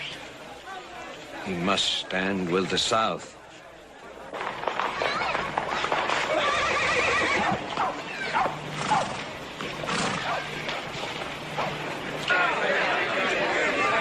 Class is required into the hall, sir. I have something to say to these gentlemen. Sorry, I can't allow. Gentlemen, convention will come to order. Gentlemen. I have something to say to this convention. I'm sorry, sir, but nobody can speak here without proper credentials as a delegate. Now, with your approval, gentlemen, the clerk will now call the roll. Gentlemen, it's important. I think you should hear it before you vote. That's right. Mr. Chairman, this man is not a delegate. I demand that he be removed from the hall. Gentlemen, please.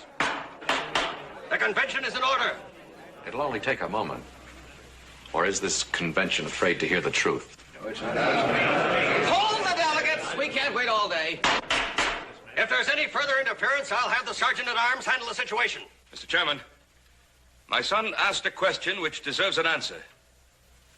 Is this convention afraid to hear something which may be of vital importance to it?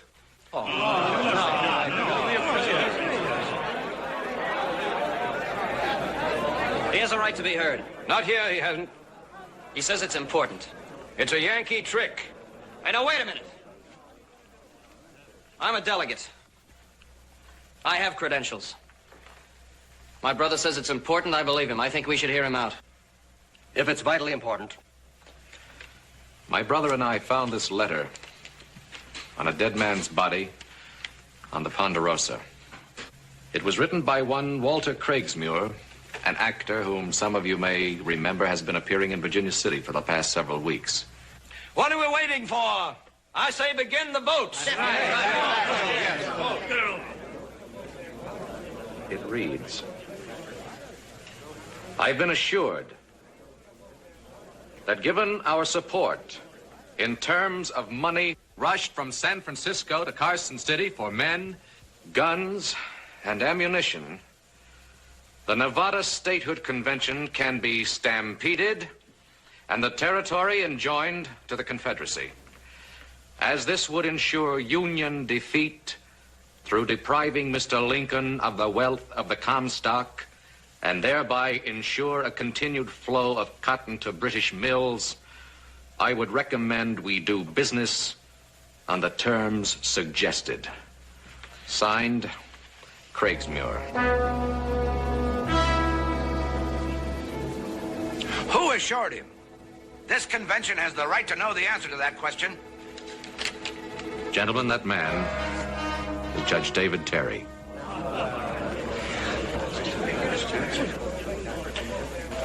That's true.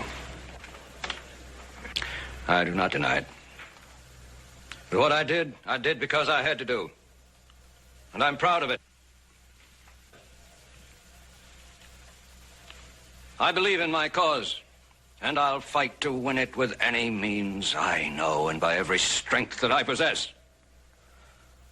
Is there any man here whose faith in his cause is so small that he will not seek victory in a similar manner? No, we will never subscribe to that, because we have faith in what we believe. We honor it.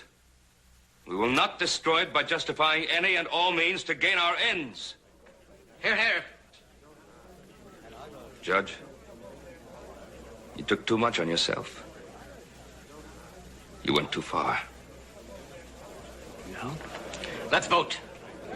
Gentlemen, the clerk will now poll the delegates.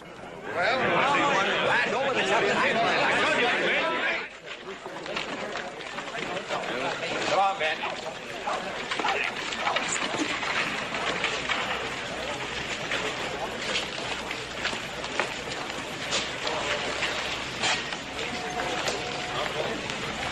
I'm sorry, Morvan. I'm sorry, too. For all of us. Especially for him. What do you think he'll do now?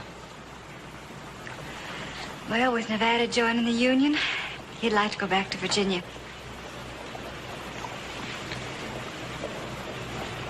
And what about you? I must go with him. You understand, don't you? I understand there's a war between us.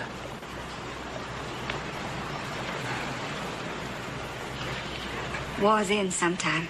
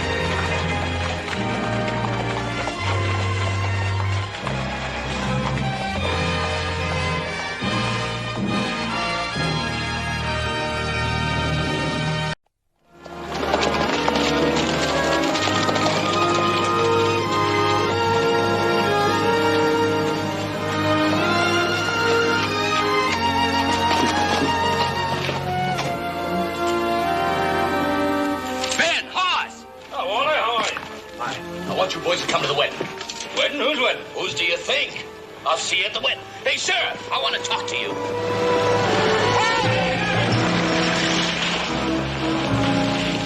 Hey, that was a bad one. Might have busted a leg, Paul. Horse, get Doc in a minute. Wally, you just rest easy now. Doc will be here in a minute.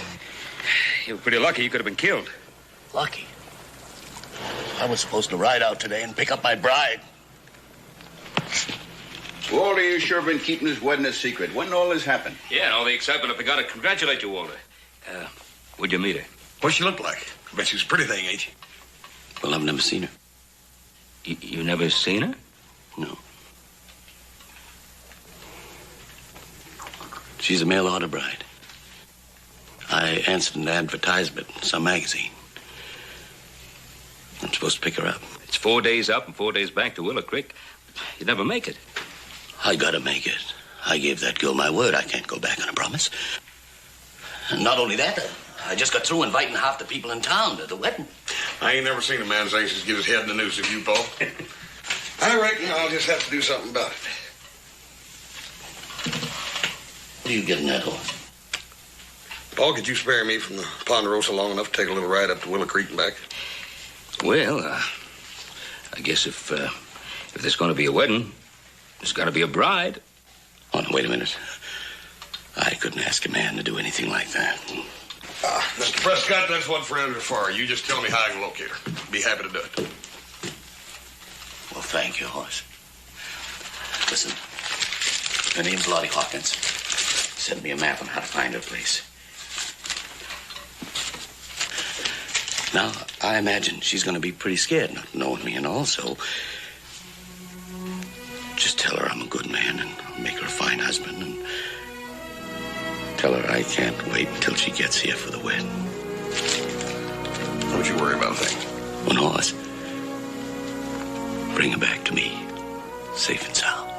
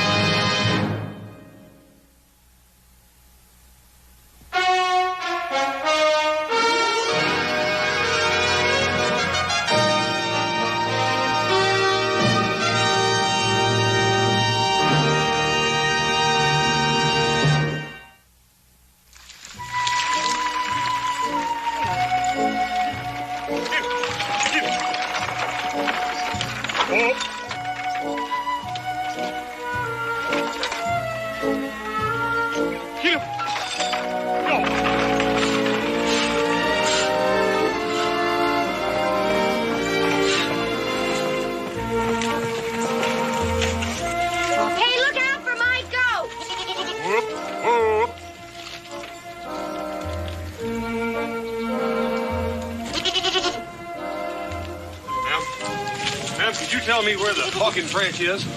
You found it. This is it. You must be Miss Lottie Hawkins. Why, yes. How did you... You must be Mr. Prescott. Well, of course you are. Well, come on in. Ma'am, you gonna take her in with us? Oh, no. Come on. We'll come in anyhow. Oh, Sam. Come on, Sam. Sam? Oh, Sam's a girl.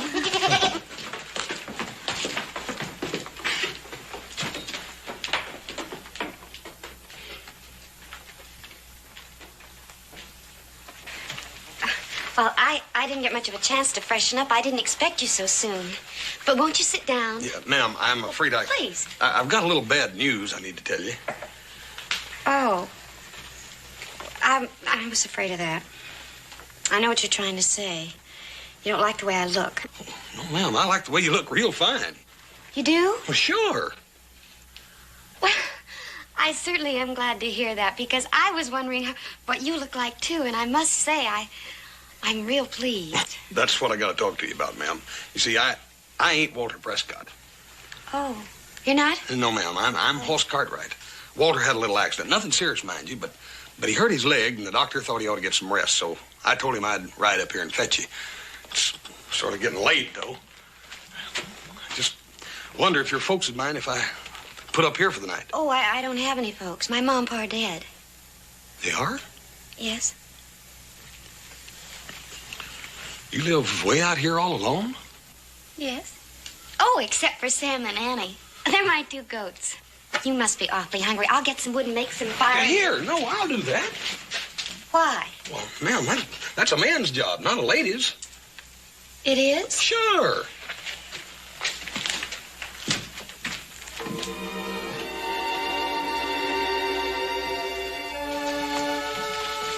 I never did realize that there were so many lonely people in the world.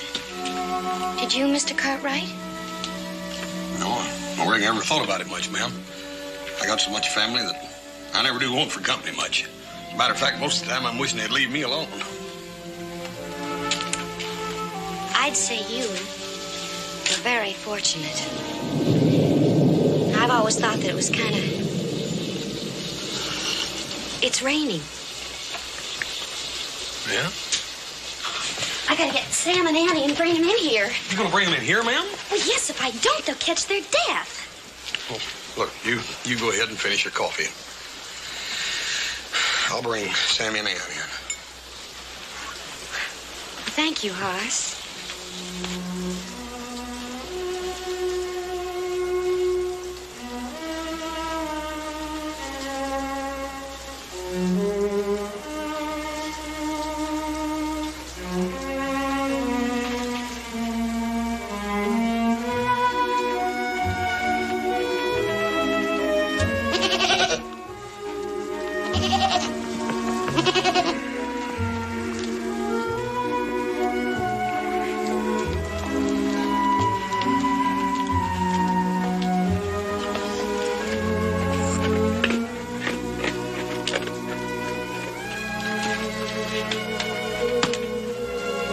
Are you comfortable, Hoss? Oh, yes, ma'am. Fine.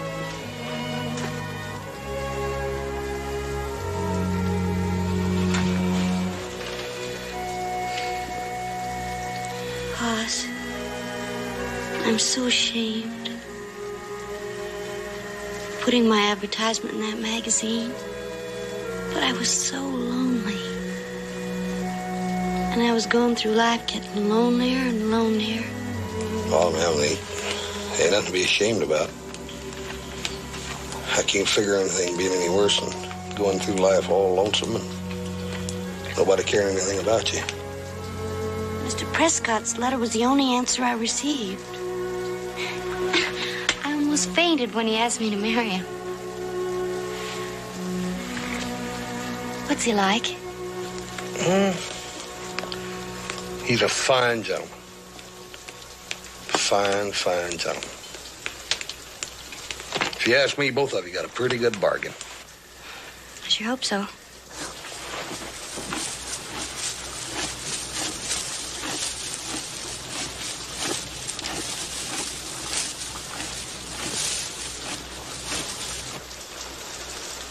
Hoss, have you ever heard of the Knights of the Round Table?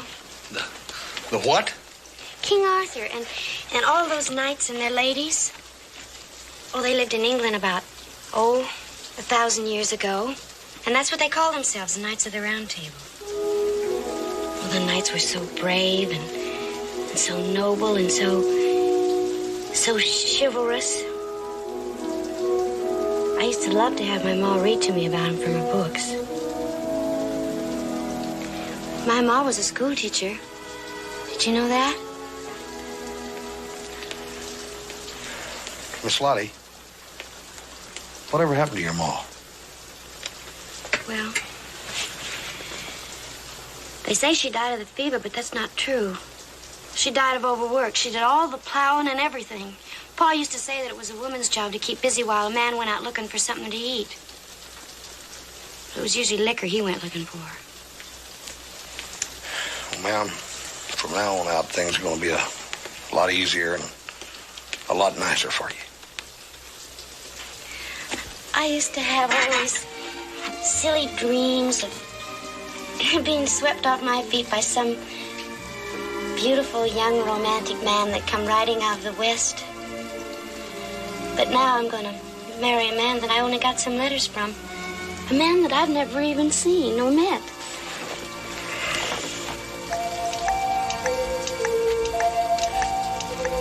Dadgummit.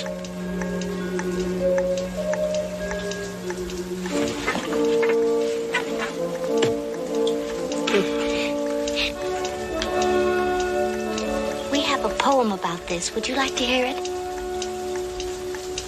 My house is constructed of natural soil. The walls are erected according to Hoyle. The roof has no pitch, but it's level and plain. And I never get wet until it happens to rain. Good night, Hoss.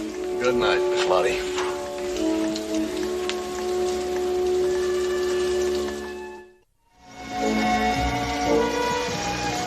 Oh, young Lochinvar, he came out of the West. Through all the wide border, his steed was the best. And save his good broadsword, he weapon had none.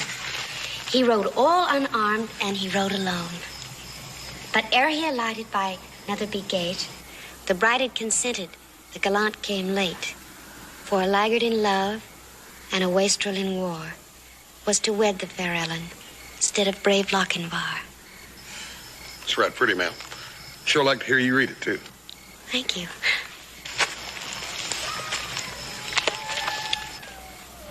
Hoss, Mm-hmm. is Mr. Prescott anything like you? Afraid he is. He's a fine guy. He'll treat you with all respect and honor.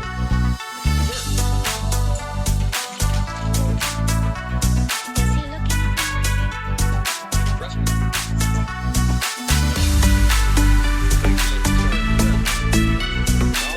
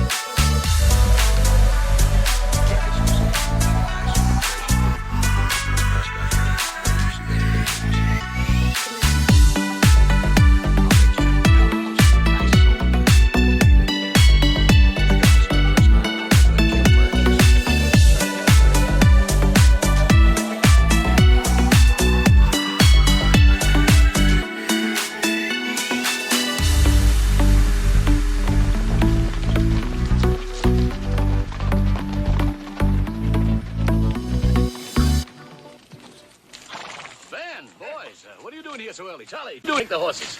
You know, the wedding ain't until tonight. Oh, we just thought we'd come along and see if we can give an old bachelor like you a hand, Walter. But I see a couple of other people have the same idea. Yeah, and I sure appreciate it. Besides, we wanted to see what the bride looks like. So do I, Adam. So do I. Well, we came to do some work. Let's go. It's a very good idea. I think I'll check the punch, make sure it's all right. Help yourself. You know something, Ben? What? I'm as nervous as a calf in a bullpen. Well, here I am. I'm not getting any younger. But I feel like a youngster about to take a girl out for the first time.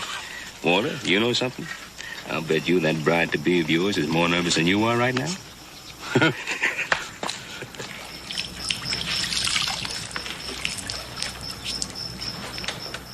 Here. Put that around your neck and it'll keep you cool. Hoss, you are so downright chivalrous, you're going to spoil me for good. Here, this is finished. Oh, good. Good as new. Thank you, ma'am. Well,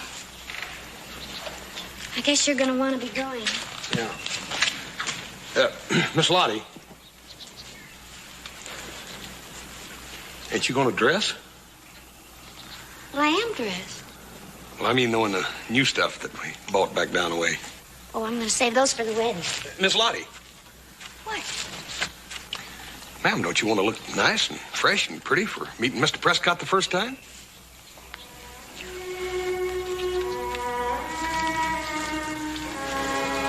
Hoss? Hoss?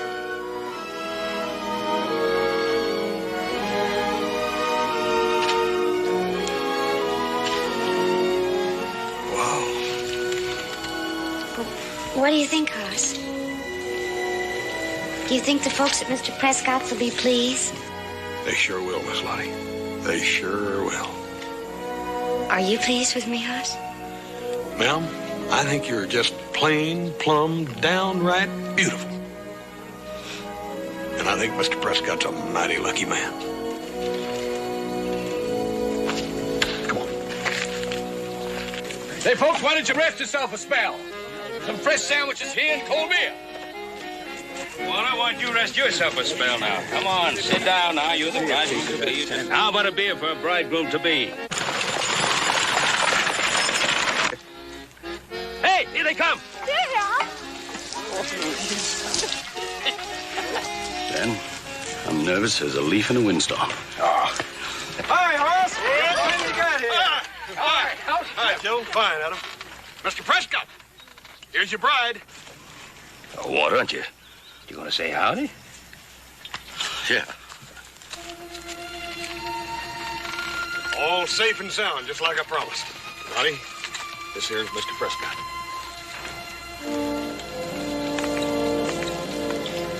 Welcome to your new home, Lottie. Thank you.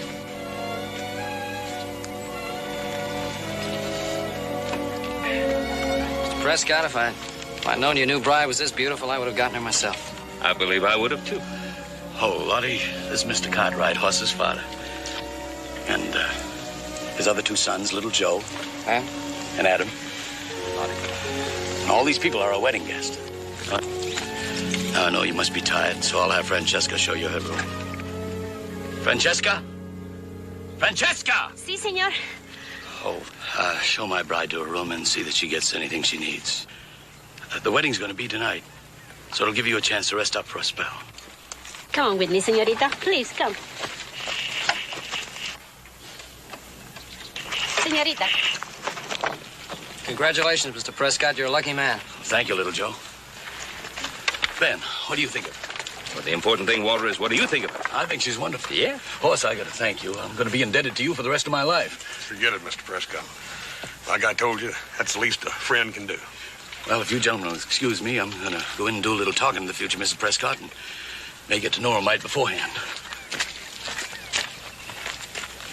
She's certainly pretty, but a little younger than I thought she'd be.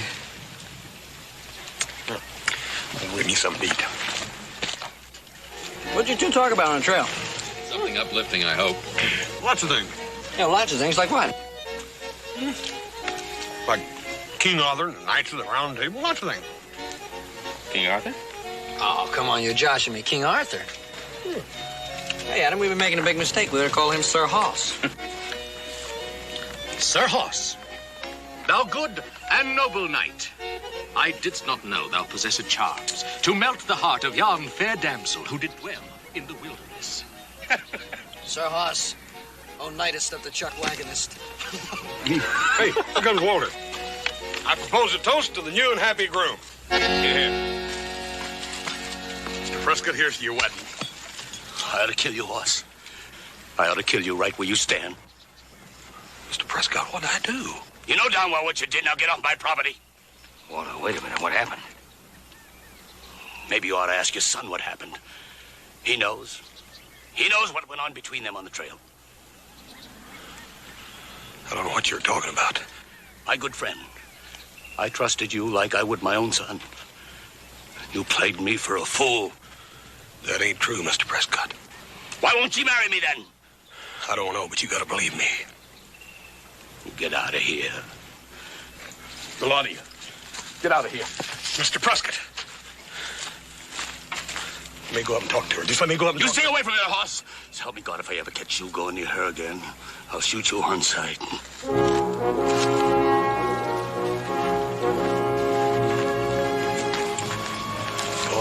I don't know what he's talking about.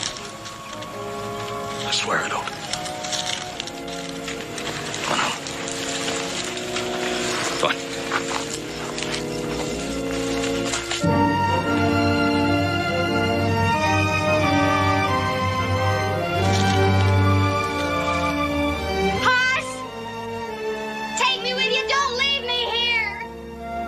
Hoss, let's get home. There's nothing but trouble here.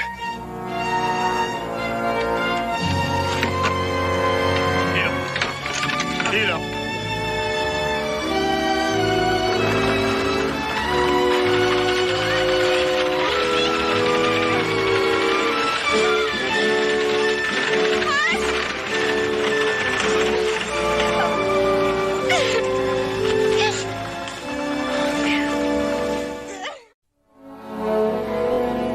Look at it this way. This little gal's lived on that farm all alone for all these years. I go up there and I get her. Bring her down here and drop her down right smack dab in the middle of a bunch of strangers to get married to a man she ain't never seen before in her life. Scare anybody, much less a little gal like her. Well, it makes sense. Doesn't change the fact that Prescott wants to kill you. Aye, he's jumping to conclusions. Ain't nothing wrong with that little gal except she's scared, that's all.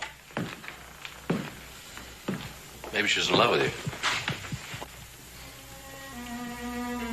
In love with me?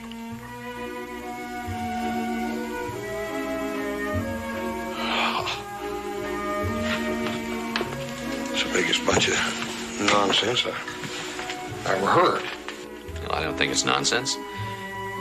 Why would she ask you to take her with you? You know, Adam could be right. She might be in love with you.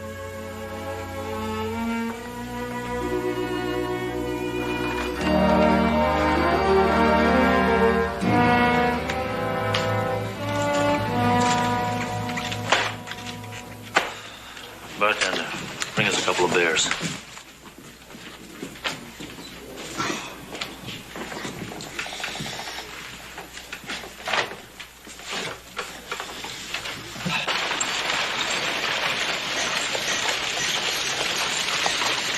Hold up. Good morning, Mr. Prescott. Come on, Henry. Sure you won't change your mind, Lottie? No. I'm sorry. Henry, take her bag, see that she gets a nice room, and send the bill to me. I'll pay you back as soon as I get myself a job, Mr. Prescott.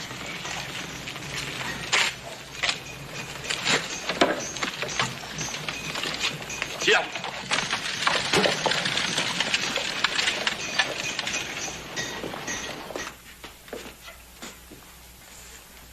Come on, Dick. Ron? Alan?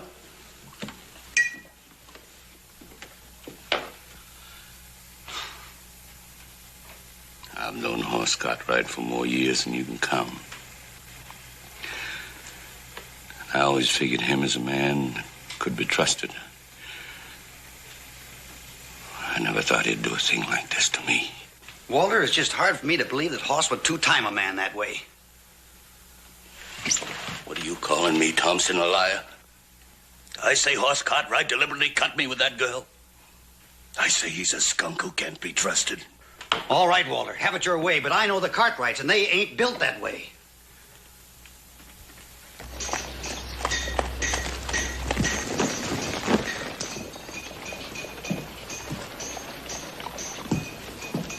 Hi, Charlie.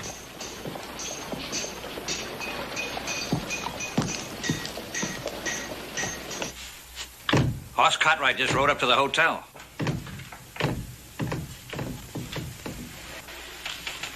Walter? Walter? No.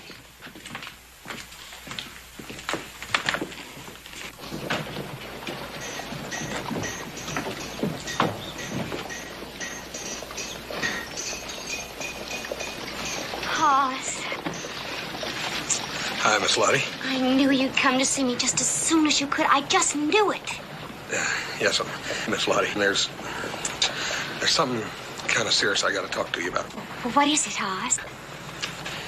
Well, ma'am, some of the folks around town are saying stuff that, well, like the reason you didn't marry Mr. Prescott was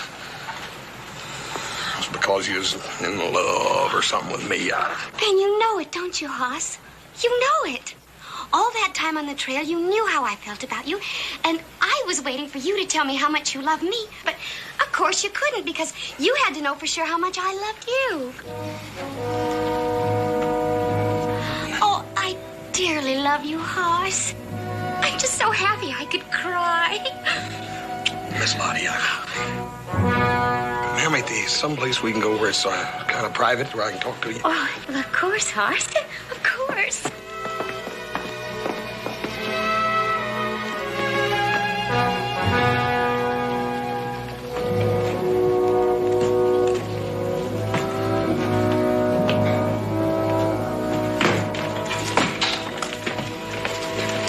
Give me the gun.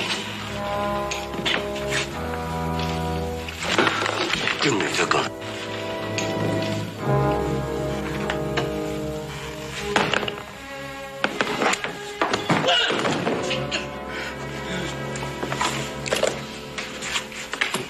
Help him over to a chair.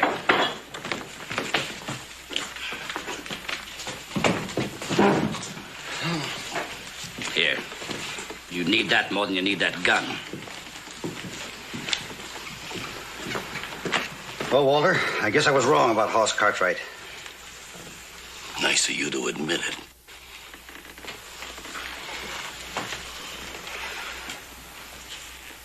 So help me, I would have shot him. Prescott, my advice to you is to forget it. Forget it. That's one thing I won't ever do. That's all you can do.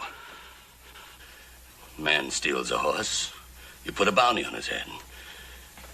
Why shouldn't it be the same for a man who steals your wife? Well, Walter, you don't mean that. Putting a bounty on Hoss Cartwright? Why shouldn't I? Horse Cartwright stole my wife, didn't he? We've all paid up to $1,000 for a horse thief. I'd say a wife stealer is just about 3 times as bad. I'd suggest you go on home and forget it, Walter. Wild talk like that's no good. Some darn fool might take you up on it. Maybe if he did, he might not be such a darn fool as you think.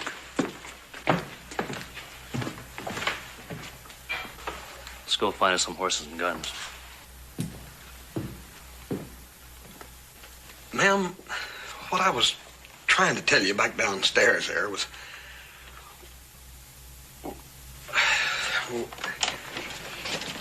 Yes? Well, ma'am, well, about me being in love with you. Oh, Hoss, you don't have to say it. I believe you. And it's just about the nicest thing that's ever happened to me in my whole life. Being loved by a man like you. Doggone it, Miss Lottie, you don't hardly even know me.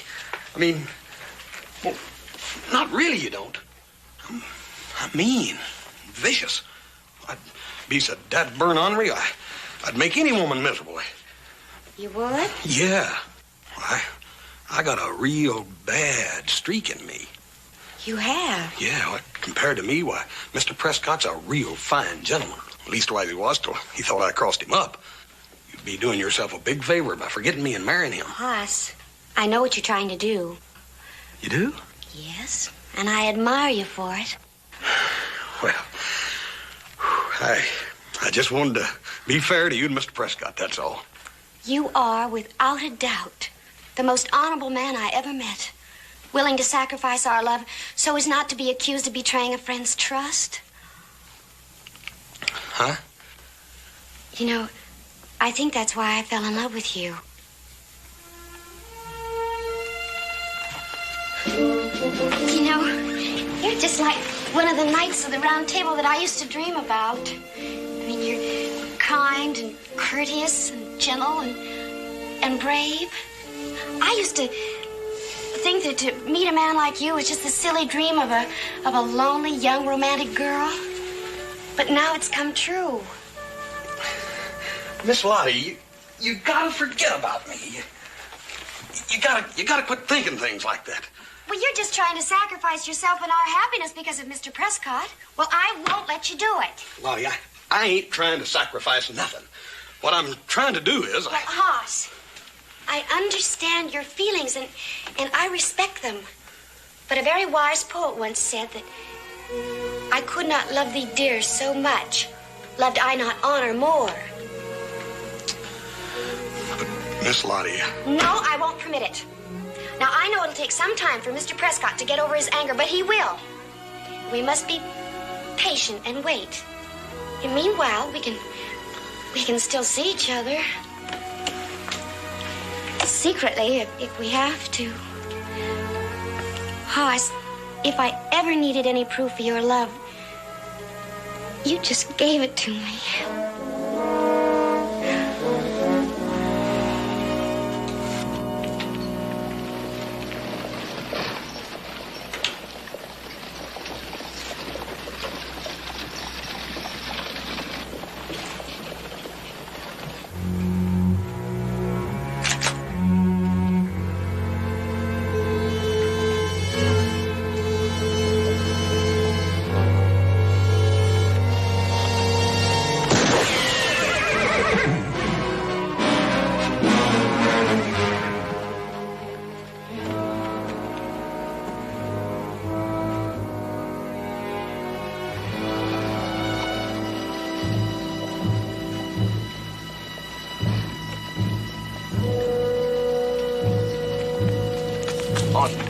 Was that shot aimed at you? I dang fine old Roy. Now, why in the world anybody want to kill you? I don't know.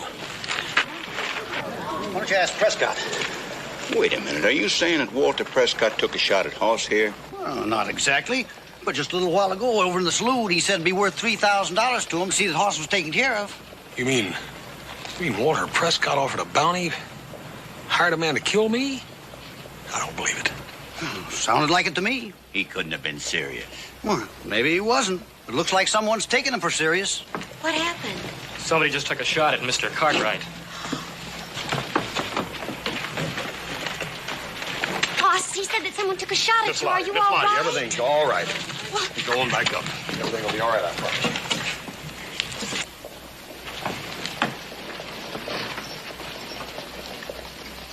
I'll see you, Roy. Hoss. Dick, I'll see you later, huh? Thanks. I want you to do something for me. I want you to get out of this town and get out fast. Go home. Because that bushwhacker is just itching to get another chance at you. Roy, if there's a man looking... Now, do as I ask, will you? Look, here's your horse. Now, make my job easier for me, will you? Not tougher. All right. But I still can't believe that Walter put a bounty on me. I just can't believe that.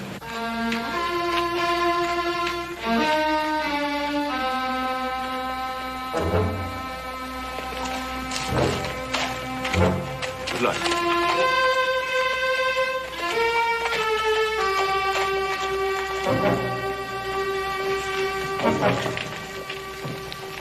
Sheriff, is there anything I can do? No, there's nothing that you can do. Sheriff, this is all my fault, isn't it?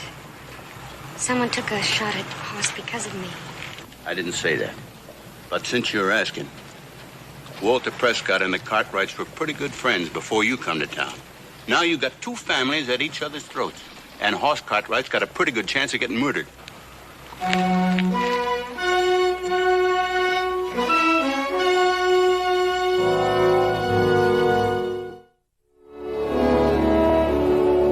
Let me talk to her. Why didn't you tell her what you were supposed to? Doggone it, Paul. I just couldn't. I couldn't hurt that little gal, Paul. Poor little old thing's got a head chock full of dreams. She's got me pegged for one of them Knights of the Round Table. I don't want any cracks. Hey, did I say anything? Adam, did I say anything at all? Boss, I can understand you not wanting to hurt the little girl's feelings, but sooner or later you're going to have to tell her the truth. There's no telling what Walter would do. He's already done it. What's he done? Nothing. I can't talk to that little gal, but Dad Barnett, I can talk to Walter Prescott. I'm going to go out there and I'm going to straighten this out with him once and for all.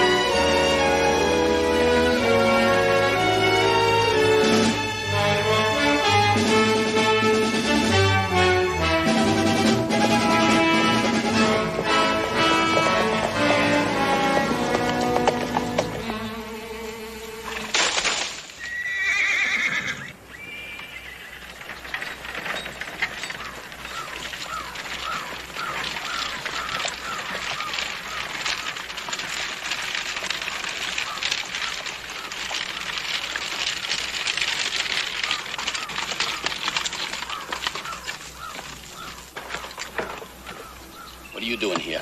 I want to talk to you. We don't have anything to talk about. I came to ask if your offer of marriage still holds good. Why? Why do you want to know? I'm ready to marry you, if you still want me. What did you say? I've been thinking things over, and I'm ready to go through with our bargain. I see. Sit down. So I'll be able to sit down, too. It gets mighty wearing leaning on this too long.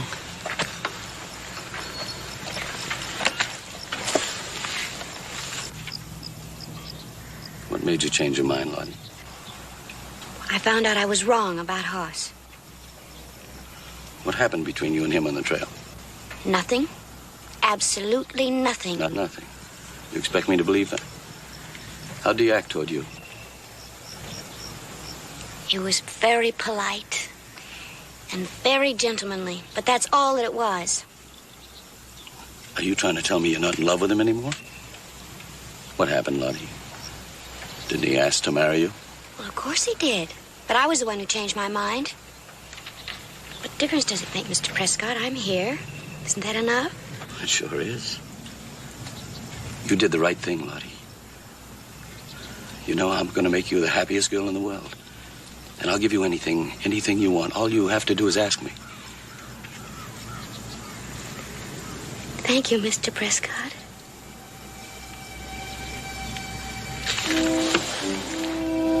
Lottie, will you be happy with me? Of course I will. Why else would I be talking like this? You're not a very good liar, are you? Liar? Yes. You knew about the bounty I put on his head. There was some careless talk about it. You're still in love with him, aren't you? Why, Mr. Prescott, I told you. I came here to marry you. A woman doesn't come to ask a man to marry him with tears in his eyes. Not if she's happy about it.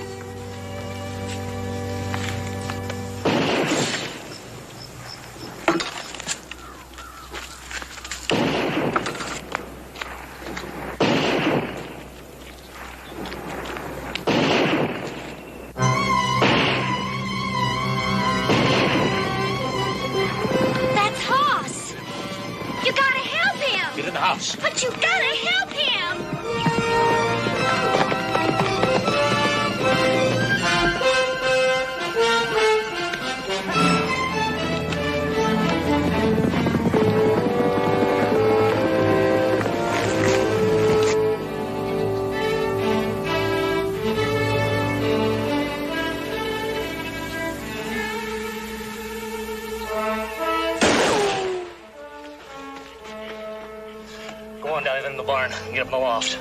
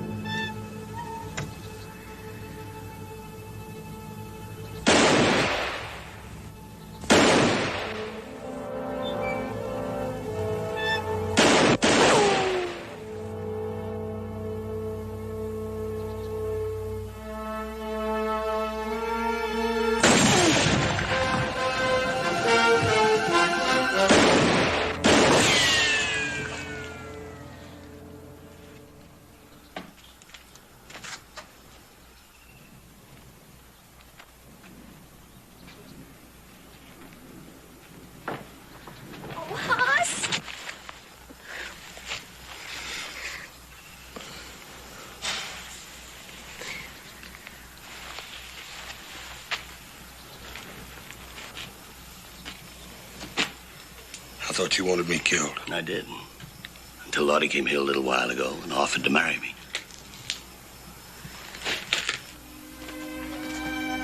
You did? You know why? To save your life. You're a lucky young man. I guess it's true, isn't it? There's no fool like an old fool.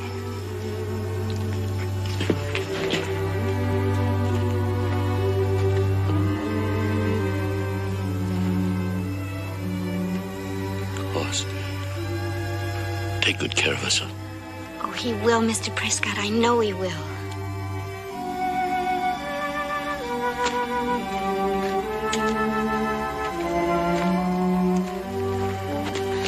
Oh, everything's gonna be all right now. Isn't it wonderful, Hoss? Yeah, I reckon it is.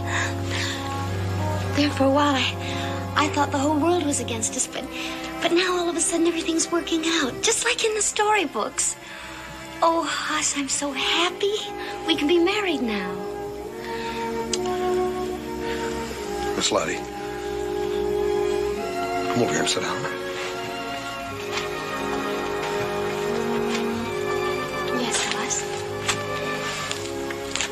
Ma'am.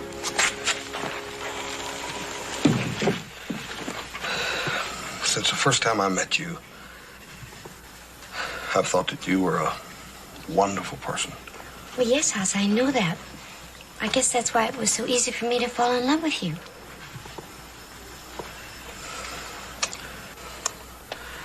Ma'am,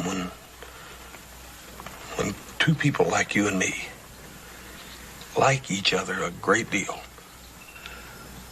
they don't want to hurt each other, do they? I mean, they don't want to rush into anything. What I mean is... Two people who like each other? We love each other.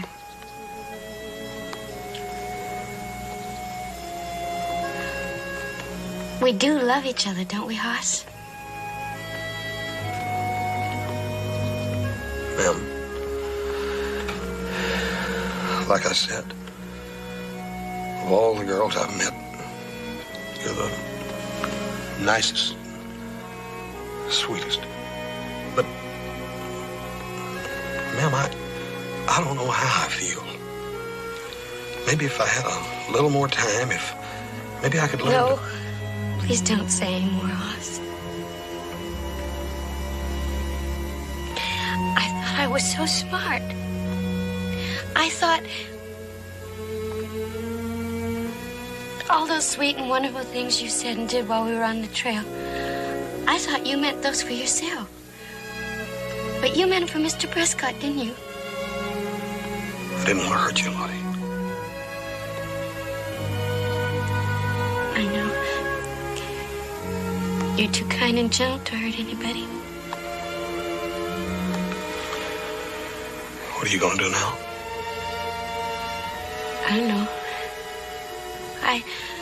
I think I'll go someplace and try to find myself a job someplace. You reckon you'll be all right? Yes, house, I'll be all right. Because, you see, I'm not going to believe in those silly dreams anymore. About knights in shining armor. I know they don't really exist.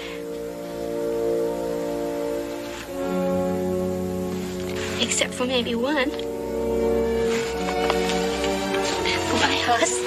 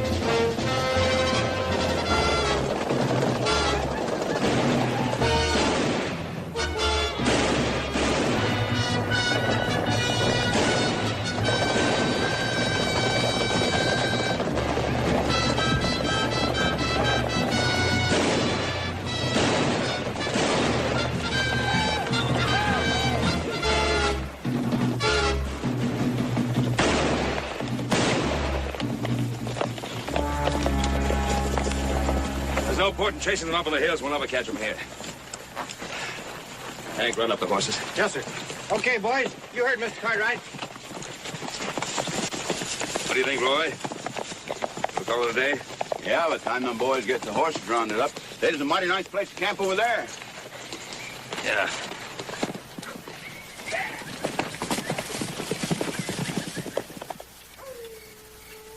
And Ben, you're voting to turn back in the morning, huh?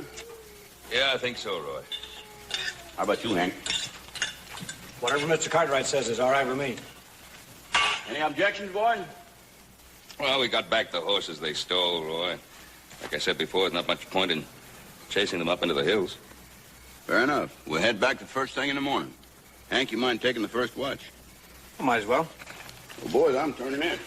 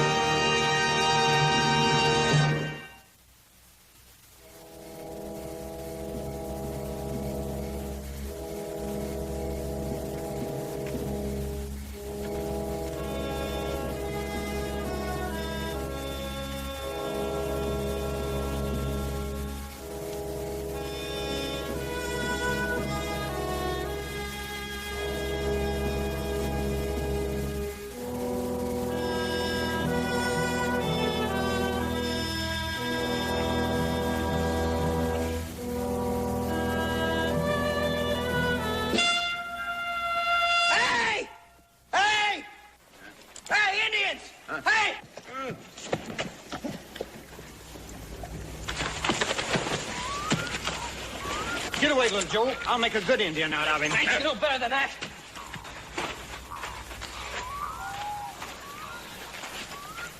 Doesn't look like there's any more of them around. Get them over by the fire.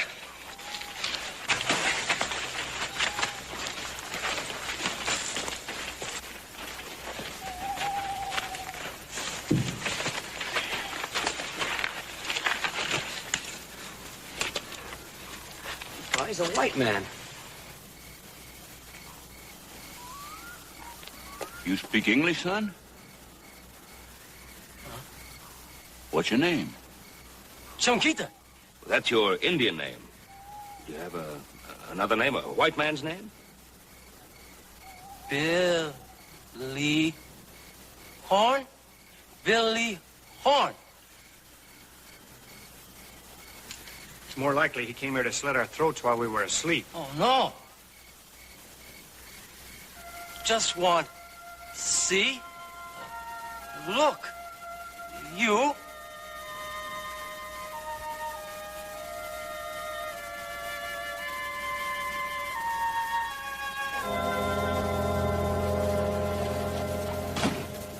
I guess you don't need me in there. Come on, Bill, I'll buy you a drink. You're buying. Let's go. Come on. Hi, Hank. Was that a white man you just brought in there? Yep. Be he a renegade? No, it seems the Shoshone stole him a long time ago when he was a kid.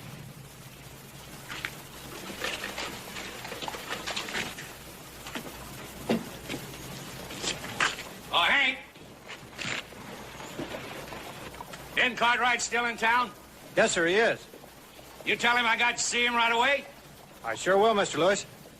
Now make sure he don't leave town without me seeing him. Yes, sir. Thank you. Think hard now, Billy.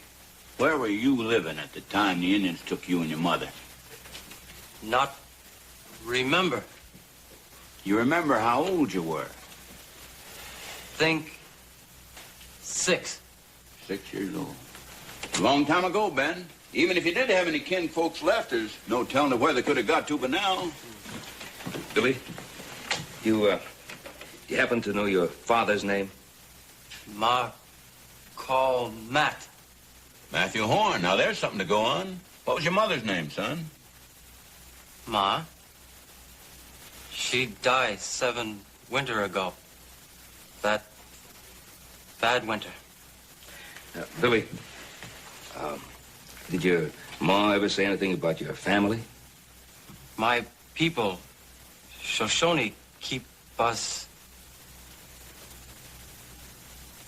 Oh, separated? Separated.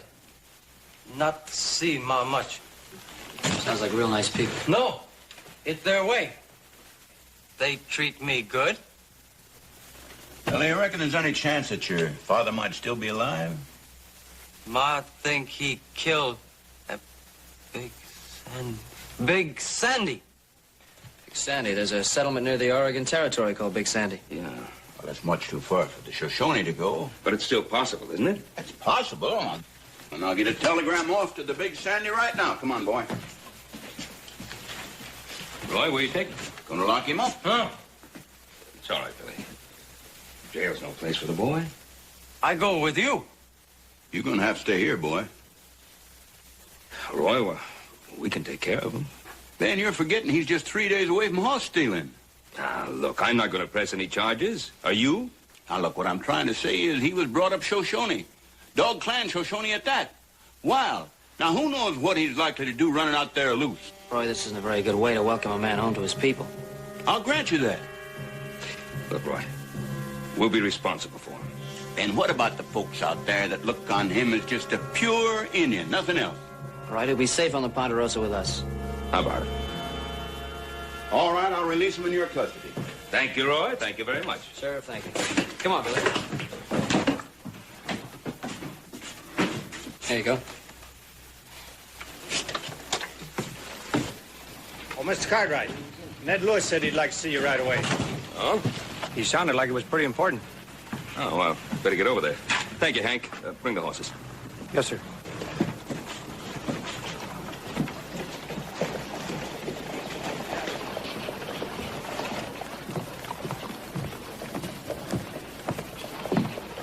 Bet you never saw anything like this before. Huh. You ought to see New York or San Francisco. About 100 times bigger than this. Oh, you not say that, might believe you. You better believe me, it's the truth. Yeah, it's true. Well, Ned, I hear you were looking for me. Dan, how are you? Oh, this is Billy Horn. Oh, I heard about you, young fella. Pleased to meet you. Of course, you know little Joe. Oh, Joe? So, Lewis, how you doing? Hey, where's Hoss and Adam? Oh, I sent them each with some cattle. Why? Well, now, you can reach him if we need him, I suppose. Yeah, of course I can. What's so important? Then I got this a couple of days ago. Pretty near fretted myself into old age waiting for you to get back. Now, Ned, it'll take me about 3 hours to read through all this. What's it all about? Well, in a nutshell, a man by the name of Milton Tanner is challenging your title to about 1/3 of the Ponderosa. The day before yesterday, he filed a claim on it. You don't expect me to take this seriously, do you? Well, this man doesn't waste his time, Ben. I'll take my oath on that. Oh, we have ironclad title to every foot of the Ponderosa. You know that. Until 2 days ago, yes, I did. But now Tanner thinks he's found some kind of a flaw. And I think he came out here from San Francisco just for this. To get as much of the Ponderosa as he can. Well, Ned, you're certainly taking this seriously. What do you suggest we do? Well, the first thing, I'll have to take a look at all the papers you've got on the Ponderosa.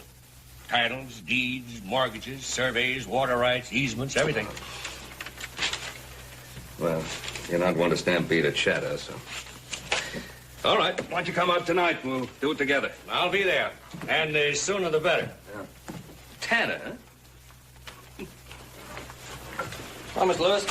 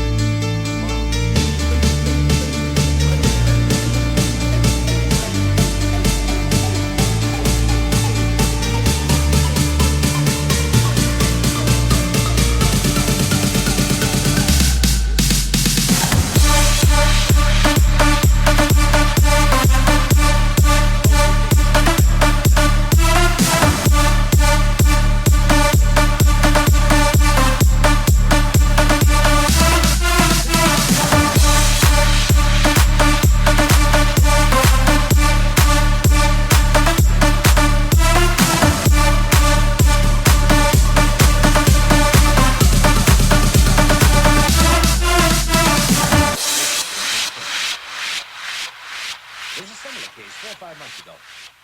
At that time, Judge Griffith threw out the original land grant and ruled in favor of the later claim.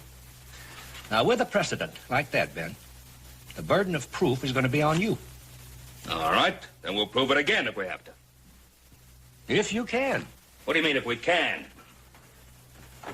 Ben, if you let Tanner take you into court, his lawyer's going to hit you with something like this.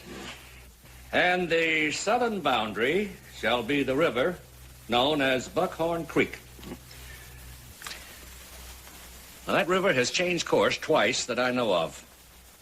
You show me where it was 92 years ago when this document was written. No, he's got a case, Ben. But it's not right. Morally, probably not. Legally, that's something else again.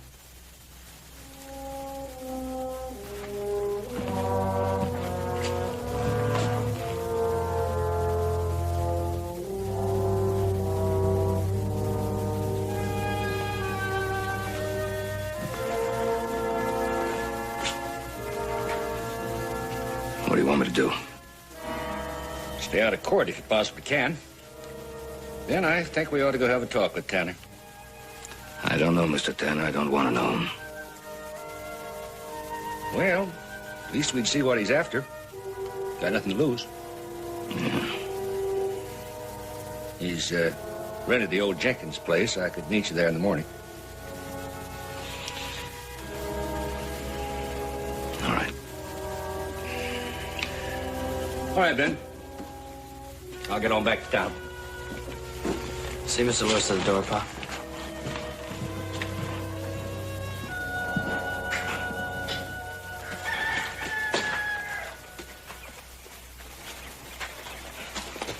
Oh, Joe, while I'm over at Tanner's, look up that survey we made of the Buckhorn River. Right, Pa.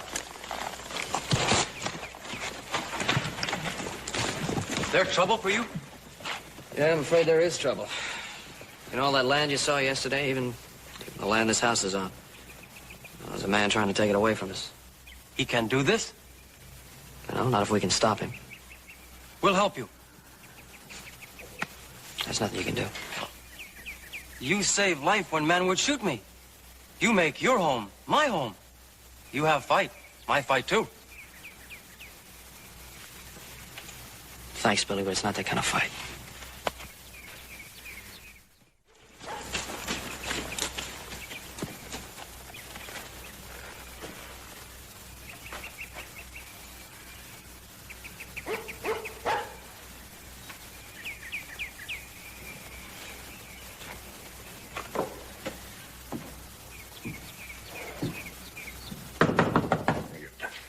Oh, Mr. Tanner.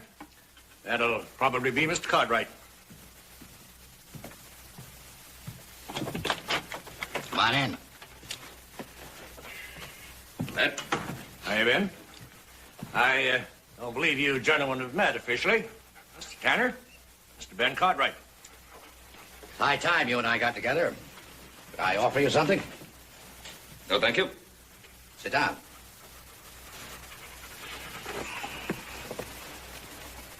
Guess I've stirred up quite a fuss, haven't I?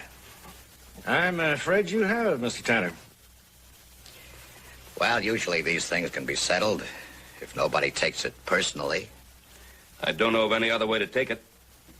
How can you blame a businessman for grabbing an opportunity when he sees it? Well, it seems to me you went to considerable trouble to create an opportunity. I may have improved it a little. But why should you and I be at each other's throats? I think I can tell you why, Mr. Tanner. Now, Ben. Now that the problem is here, let's settle it. As quickly and as quietly as possible. Oh? Well, as far as I'm concerned, there's nothing to settle. Now, just a minute, please. Now, Ben, I'm your lawyer. You let me handle this. Mr. Tanner, what were you about to say? Good, good. That's the attitude. I've got a proposition. There's several $100,000 worth of timber on those hills. That's what I'm interested in. That section can never be heavily logged. Why not? Because it's a watershed, Mr. Tanner. You take those trees away, The Ponderosa will be flooded every spring. Mr. Cartwright, I was prepared to make you a proposition. To withdraw my claim against the land in return for the timber. Mr. Tanner, neither you nor anybody else is going to make a mud hole out of the Ponderosa. Well, now, if that's going to be your attitude. That's exactly what my attitude is going to be, simple and clear. A court of law might disagree with that, Mr. Cartwright. I don't know what kind of a case you have, but I can promise you the fight of your life. Come on, Ned.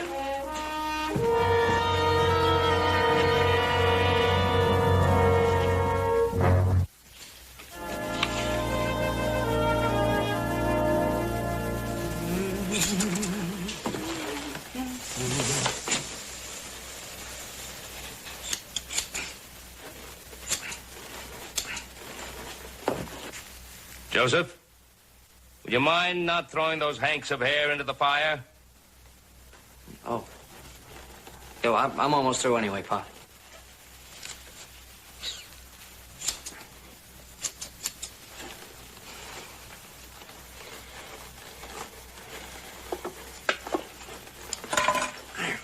Here, take a look at that.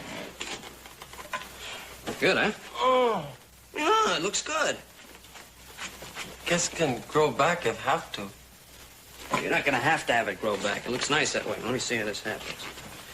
Oh, it fits better now. Look like toadstool. I'll put the boots on. We gotta get into town. Hey, Pa, Billy and I are going into town. You need anything? No, you and Billy go along. Okay, we're just gonna get a couple of things. We'll be right back. Come on, hurry up with the boots, will you? Feel all right? Everybody cut his hair. Put the boots on. Come on, let's go.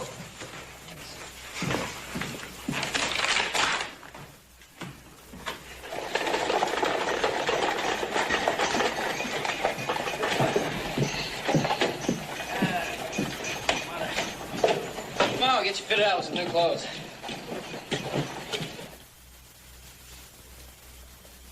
Uh-huh. Yeah, it's a good fit. Looks real good on you. Oh, too tight. Cannot hunt or fight in this.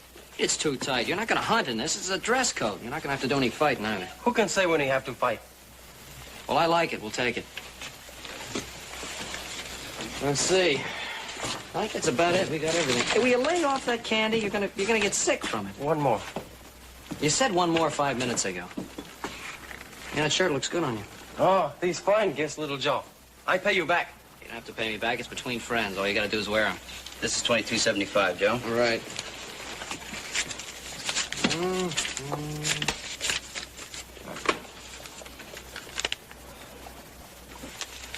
It's money. Just paper. It's still money. You take paper for clothes? Yes. You would not rather have fur? Blanket? Horse, maybe? This'll do just fine, believe me. All right, thanks. Come on, let's go. We'll pick that stuff up later.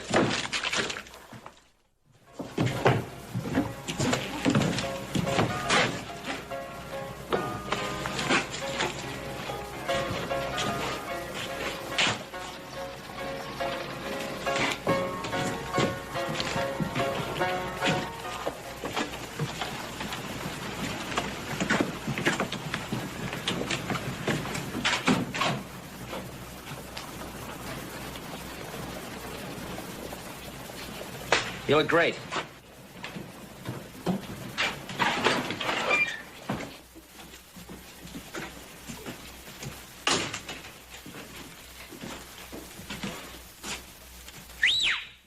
Oh, hi, little Joey. About jumped out of my skin. How you doing, Sheriff? What are you doing? Now, don't tell me that this is Billy Horn. That's Billy. Glad you come in town, though. It saves me a trip. I got something here for you. From the Big Sandy. Oh, you can't read it, Roy. Oh, well, the Big Sandy is your home. That's where you were born, and your pa's buried there. This telegram is from a fella named Jack Anderson. He knew your father, and he remembers you, too. Says anytime you want to come back, they'll be mighty glad to have you. Billy, you just say the word, we'll fix it up so you can be in Big Sandy right away. No. Not yet. Well, I thought you'd be kind of anxious to get home again. After a while. We'll tell when.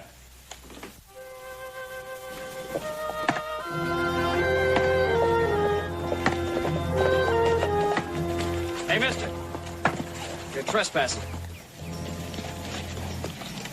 I guess you'd be the one they call Little Joe Cartwright. Huh? You guess right. What's your name? Milton Tanner. All right, Tanner, you're trespassing. Maybe I am a trifle ahead of time. He must be that wild boy you people picked up. Tell me, boy, what's it like living with those dirty savages?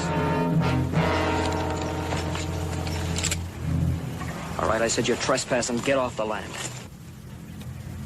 You better watch your temper, boy. You may need a job when I start logging that timber.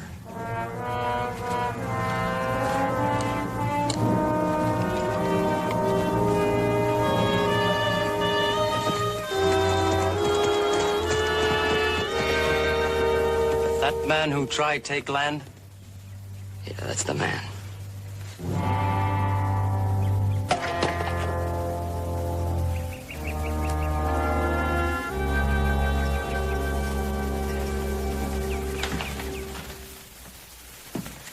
Joe? Remember the survey we had made back, what, five years ago? Mm-hmm. I want those old benchmarks rechecked. That's a good idea. I'll do it tomorrow. Billy will come along with me.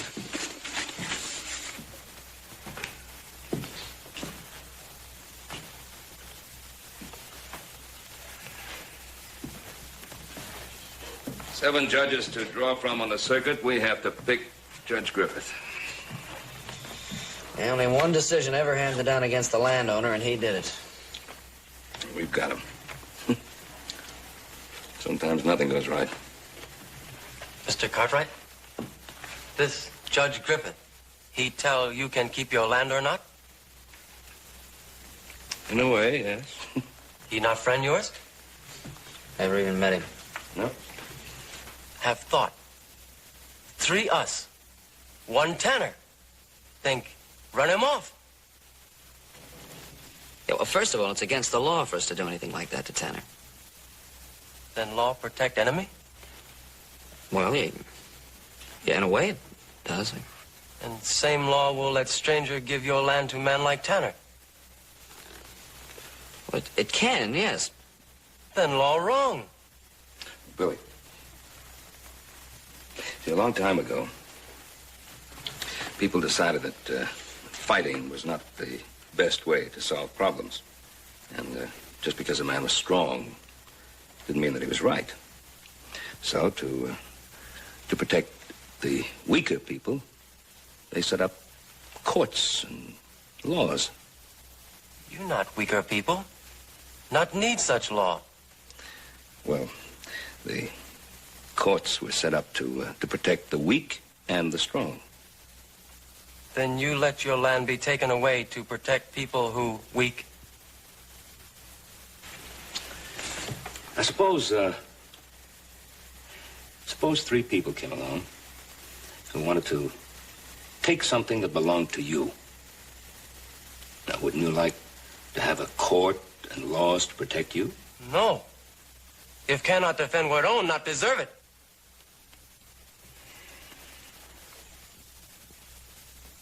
Perhaps you not care much for land, Mr. Cartwright. I care for it very much. We all do. Not understand white man law. Well, sometimes I don't understand it either.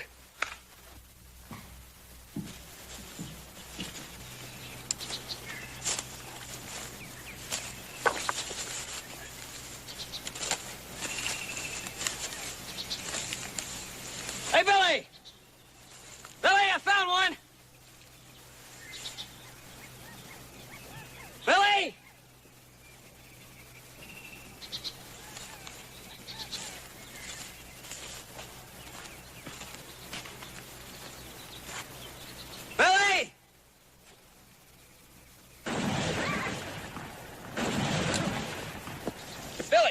What's the matter?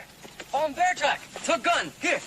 Hey, that's a big one, huh? I was a little afraid you might have gone back with the Shoshones. Why? Well, I could understand you being homesick. That's not home. When you chase us and I come into camp, think I want to be caught. Many time Ma tell me, must someday get back to white people. Thought you said they kept you and your mother apart. They try, but she would come to me at night, hold me, tell me things. And what kind of things? Our Father, who art heaven, hallowed be name.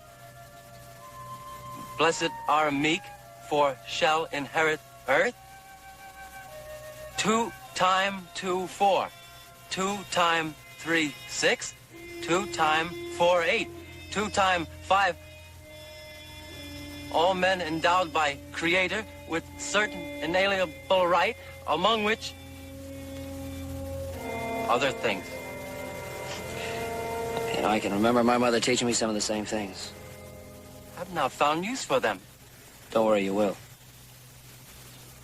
Shoshone teach me thing too. How to skin bear. Use skin for warmth.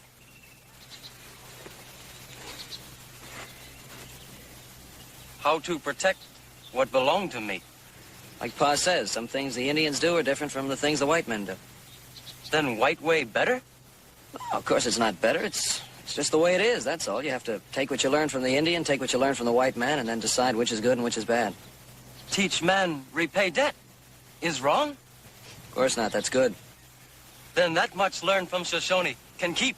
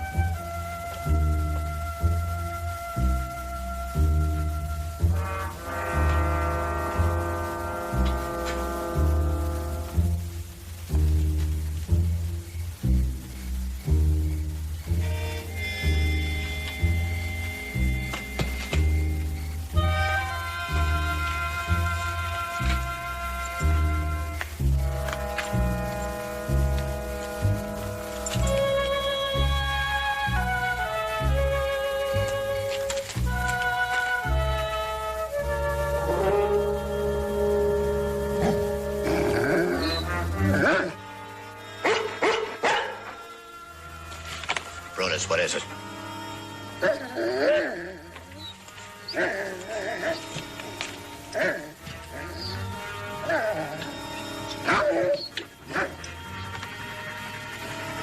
Who's there? Billy Horn. What do you want? Talk.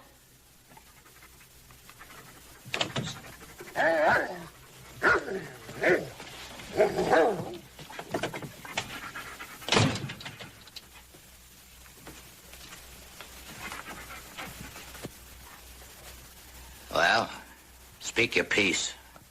I come warn you. Warn me about what? Do not try take Mr. Cartwright land or I kill you. You tell Mr. Cartwright if he wants to threaten me, let him do it himself. He not threaten you, I do. Mr. Cartwright friend, if you hurt him, I kill you. I've spoken. Brutus, go!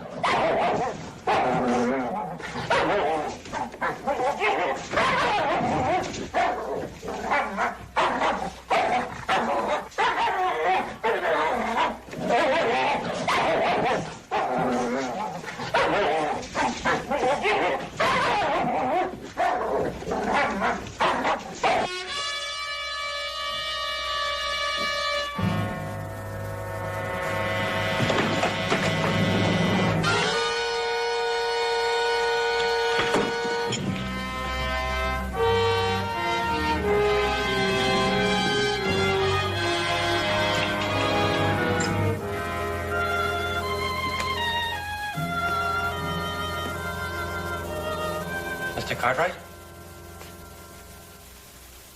Billy? That you, Billy? What are you doing out there?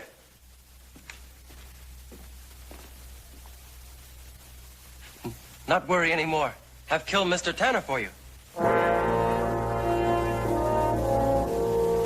Killed Mr. Tanner? Think you'll be pleased. You killed Mr. Tanner? Well, not one to. One first. His choosing. Had to stop from taking Ponderosa. Billy did wrong. How?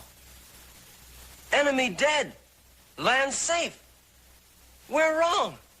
Killing is wrong. Wolf kill doe. Fawn starve. Wolf eat. We're wrong. Billy, we're not animals. Have to live. Have to protect ourselves. If you afraid Mr. Tanner friends, I go now before get here. Oh, Billy.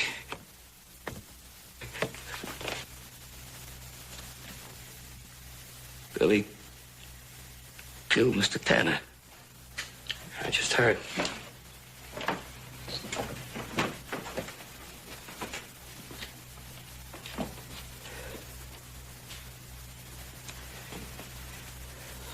We'll have to take him to town to the sheriff.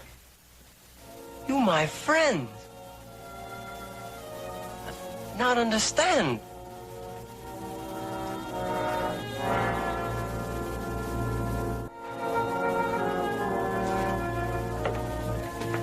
Sheriff? Yeah? I'm through. All right.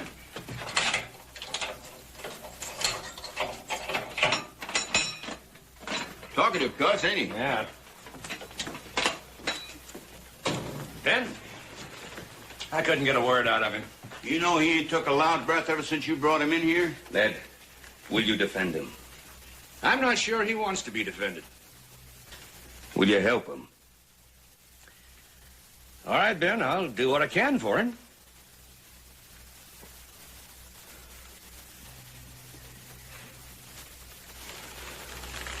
Bunch of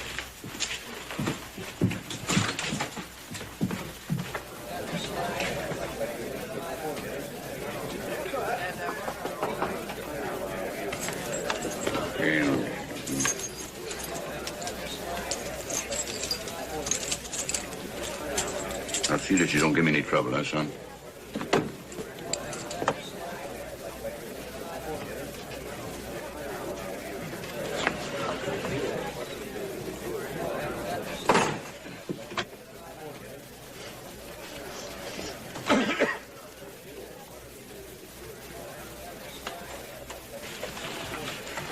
Morning, Billy. Now, look, son. Sooner or later, you're going to have to talk to somebody. I'm the best one because I'm on your side. This place is where they kill me? Son, is that what you've been carrying around inside you all this time? Well, now, if you'd just let me talk to you, I could have explained. This is just a trial. I'm here to protect you. What I to you? You're my client. Ben Cartwright's friend. I have no friend. Oh, yes, you do. Whole lot better than you think. They will kill me. Morning, Judge. Everybody rise, please.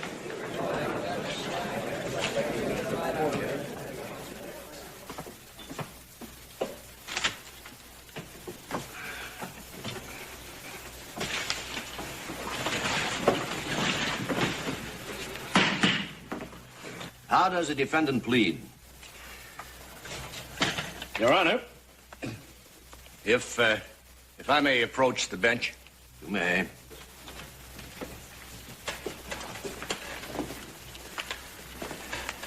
We are prepared to enter a plea of guilty if I can be assured of an opportunity to enter a testimony that will have direct bearing on the sentence. Your Honor, is counsel trying to bargain with the court? Oh, no, not at all. Well, it is unusual, Mr. Lewis.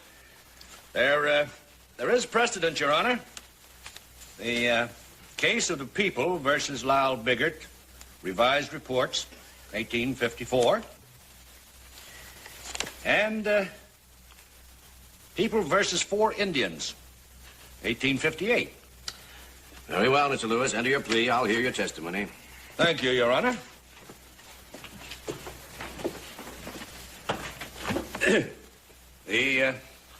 The defendant pleads guilty. Call your witness, Mr. Lewis. Call Mr. Benjamin Cartwright.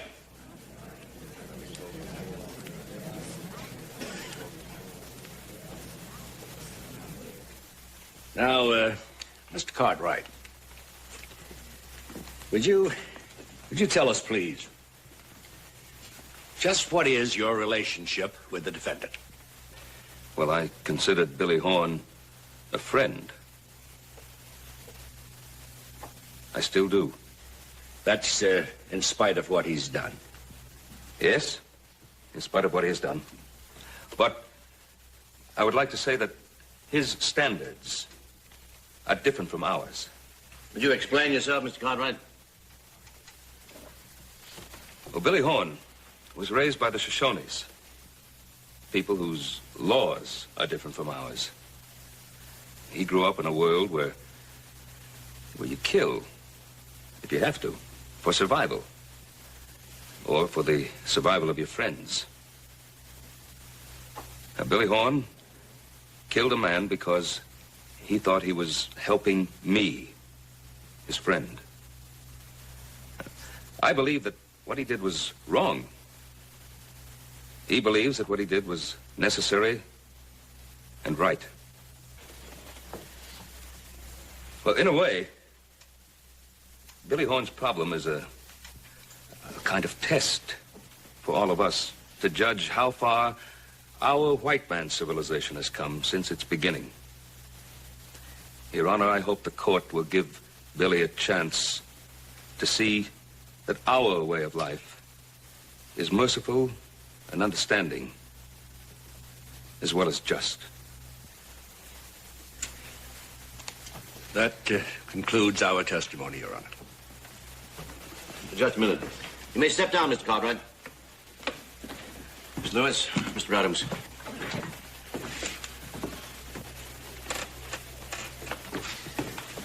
Yes, Your Honor. Do you gentlemen have anything further to discuss? Well, if it's amiable with the defense, I'll concur. Fine. That's fine. Thank you, gentlemen. Thank you. Thank you. We will take this testimony under advisement.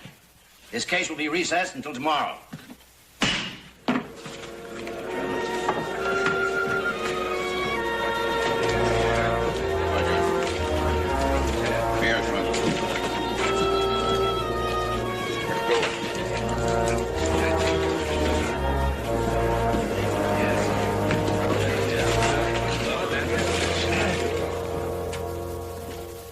Boy, you sure owe Ben Cartwright a debt of thanks. Put me here. Well, that's the law. But he more than likely saved your hide today. I go free? Well, I think the judge will probably give you a couple of years in prison. Years? In small jail room? Well, it beats hanging. Here, let me get them cuffs off of you.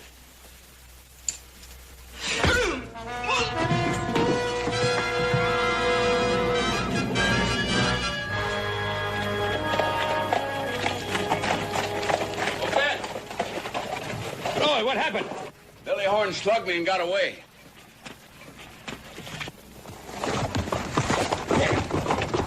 Go! Joseph! You gotta help me round up a posse. Yeah. Yes, sir.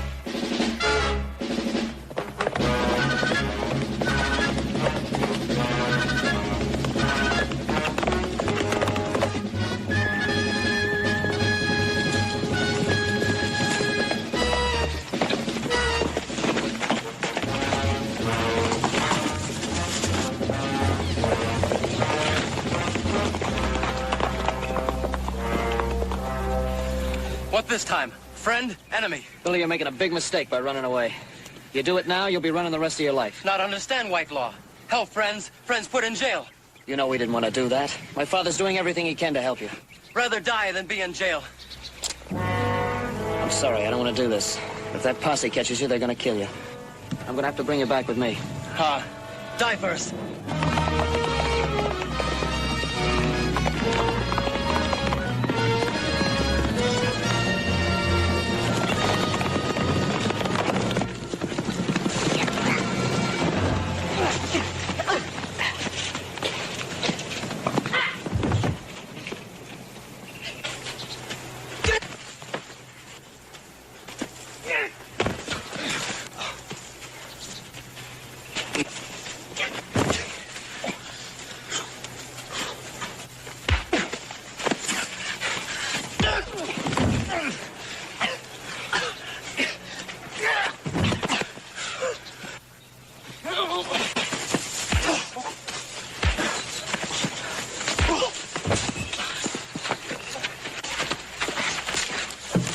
All right, is this the way you want it, Billy?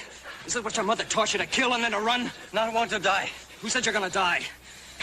Not want to live in small jail room. Billy, you killed a man. You have to pay for that. Don't you understand? It was wrong. By Bear, you say pay debt is right.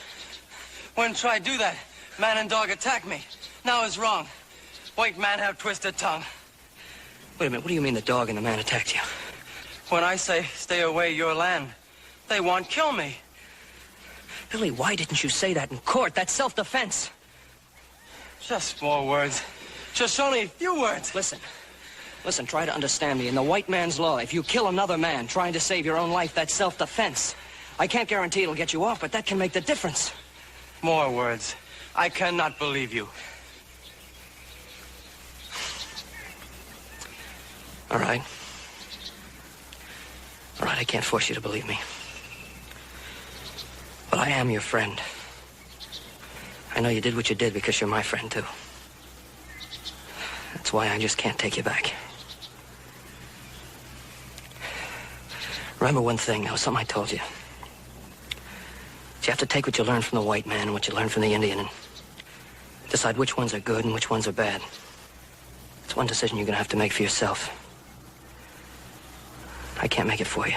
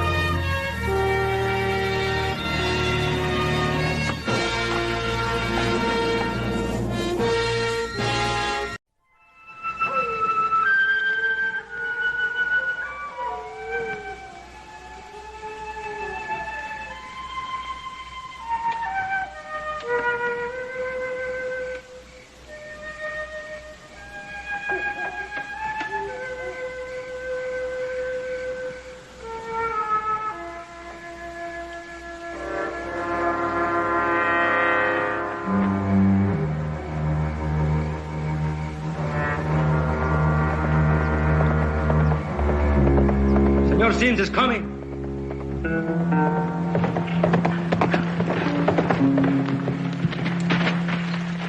There's a rider coming in. I think it's one of the Cartwrights. Put his horse away, Pablo. Where are the other men? All around you. Well, what about the ranch hands? They leave any behind? I went on a cattle drive, except for the kid and his father. Yeah, we spotted the boy working fence up in the north section today. I think that's him riding in. What about the father? Rode off toward town this morning. I figure he's due back. You know what General Diaz said. Nobody gets hurt. So you told me. And just where is our esteemed general now? He and Miguel rode up into the mountains. He wanted to study a layout of the country. Still playing the tin soldier, huh? Listen, Forsyth. No, you listen. When Diaz ain't here, I'm in command. You got that?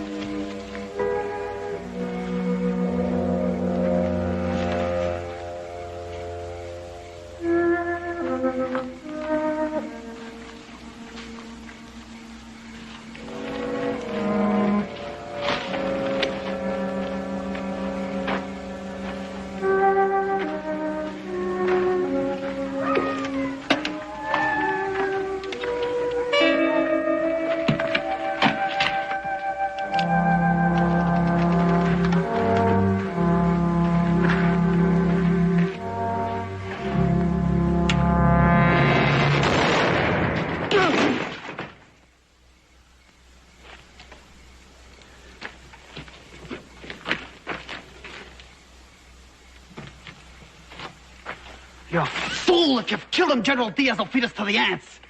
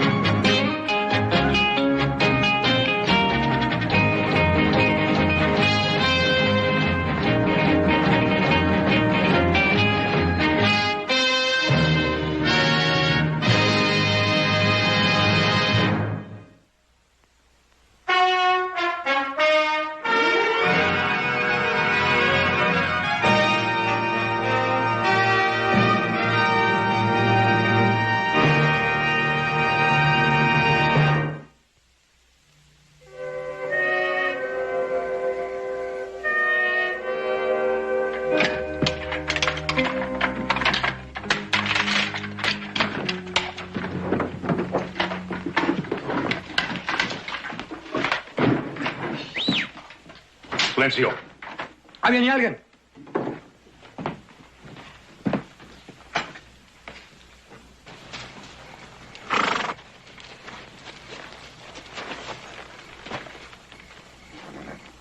Joe?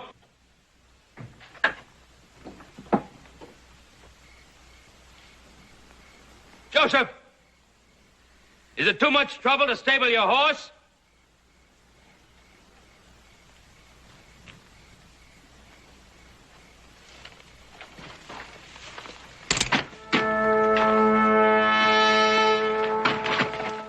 Into the house.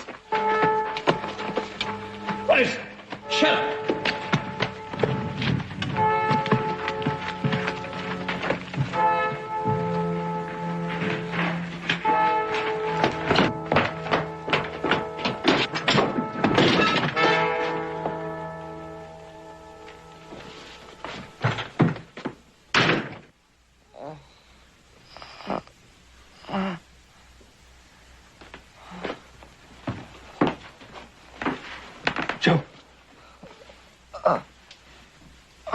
Looks like you had a little accident, Mr. Cartwright.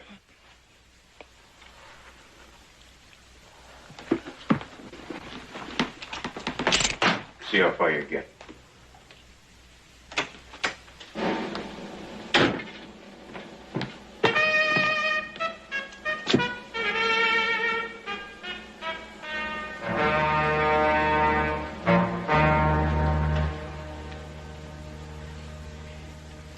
Is it always necessary that you men loot like bandits?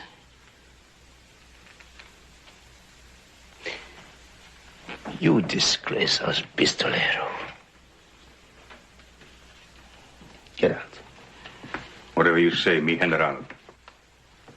So this is the great Ponderosa. Look, I don't know who you are, General. Permit me then to introduce myself. I am Arturo Diaz, General in the army of Benito Juarez. Juarez doesn't have an army of bandits. We are not bandits. Then get these men out of here. My son needs a doctor. What is the matter with him? He's been hurt, wounded. Wounded? How did this happen? He was shot in the back.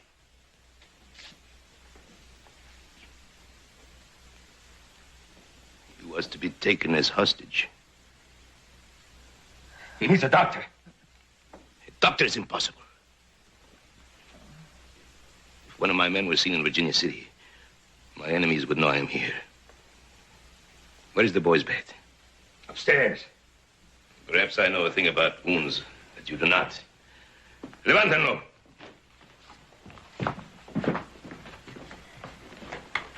Careful. Careful. Up this way.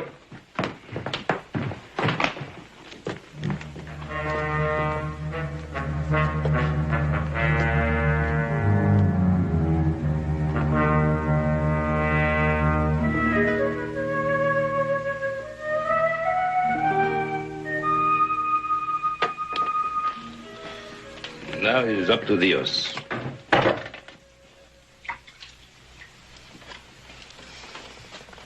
Thank you. You see, senor, we are not bandits. I must apologize for my soldiers. They're good fighting men, but their manners... But we are not bandits. General, why are you here? Because at the moment, my country is fighting for its life against Maximilian, the tyrant. And because tomorrow, his mercenaries will use the lands of the Ponderosa to perform a certain act. If they are successful, my people face eternal slavery. What are they going to do here on the Ponderosa? You will learn all tomorrow, senor.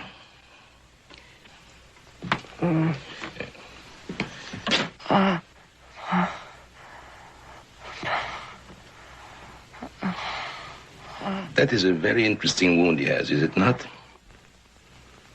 No shotgun wound is interesting. No, but this one is special. The barrel of the shotgun was sawed off. Makes a big pattern. Saved his life. Which one of your men carries that kind of gun? Buenas noches, senor. You had better get some sleep. We have a long ride in the morning. I'm not riding anywhere. Stay here with my son.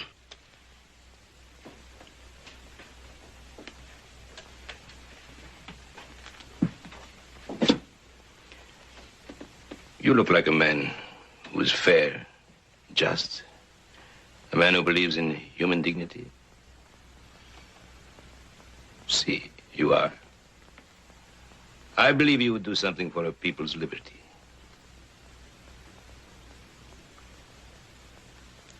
What would you have me do? It may be necessary to have someone guide us through the back roads out of the mountains. You know the country. I can't leave my son alone. As soon as our work is done, you will be free to return to him. Váyanse.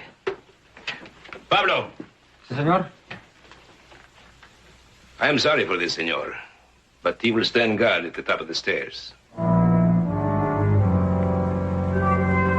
And now, until we ride in the morning. Buenas noches. Miguel.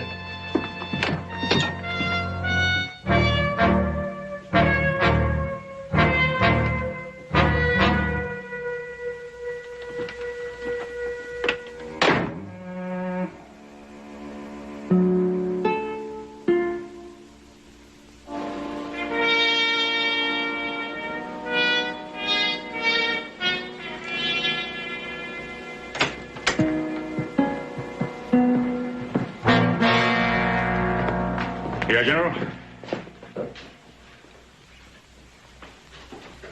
Take his guns.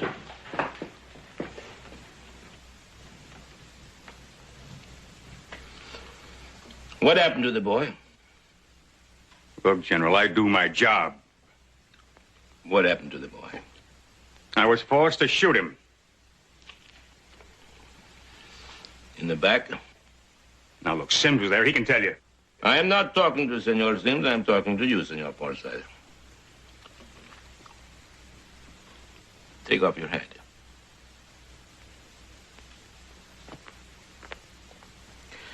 I gave an order. It was your responsibility to see that no harm came to these people. You are a pistolero, hired to carry a gun. How do you think I should discipline you? That's up to you, General. In any way El Presidente Juarez might think fit and proper. Yes. That does give one pause. I keep forgetting how your skill for killing has served my country's cause and earned the gratitude of our great leader.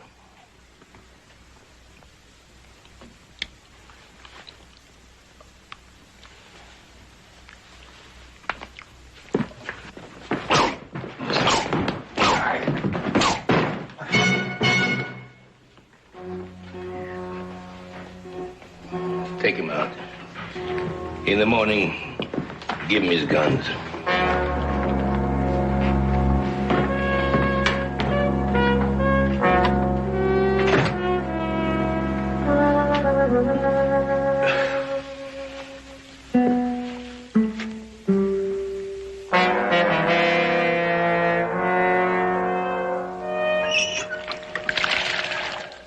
You all right, amigo? He should not have hit you just for shooting a gringo. It wasn't for the shooting. This has been coming for a long time. He's jealous of my pull with Juarez. Well, he's played his hand, now I'll play mine. Be careful, hombre. General Diaz is still el jefe. So he's a big man. I'll take care of him. You with me? I'm with you, amigo. But what of Senor Sims? Don't worry about Sims. Once we get our hands on that wagon, he'll be easy to convince.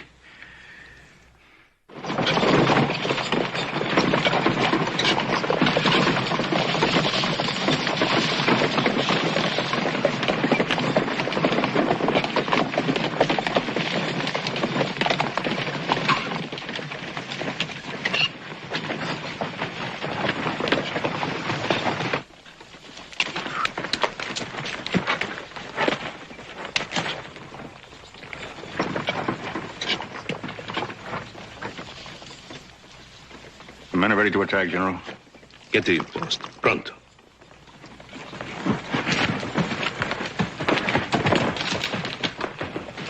Pistolero. He enjoys this. And you? I've had too much. Revolution takes a long time. But we have a saying.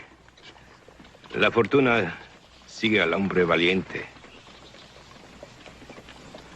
Fortune favors the brave. Even here we fight for the liberty of Mexico. Liberty of Mexico? What, one wagon? It is what is in the wagon, senor.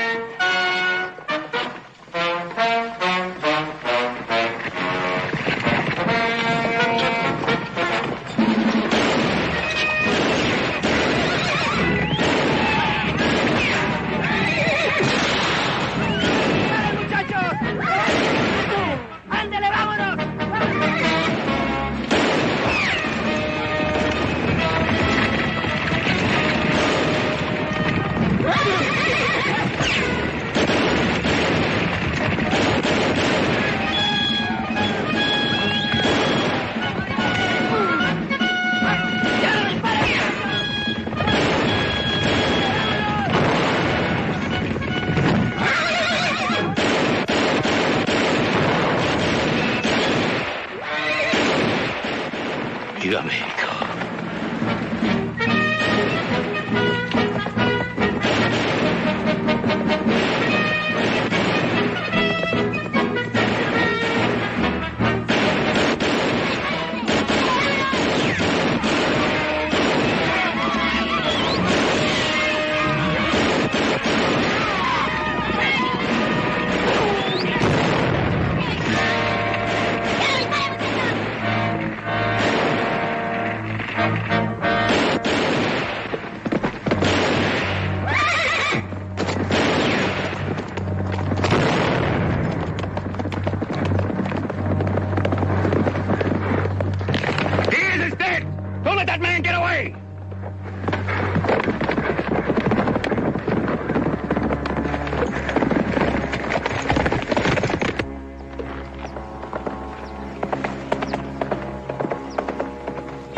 General's horse. Vamos, señor. Adelante.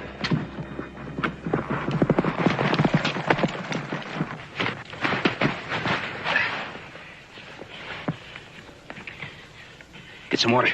Sí, señor. This is not your fight. Get up! Lie still. Thought you were dead. For me, death is an old companion. Will you stay quiet? Hurry up with that water!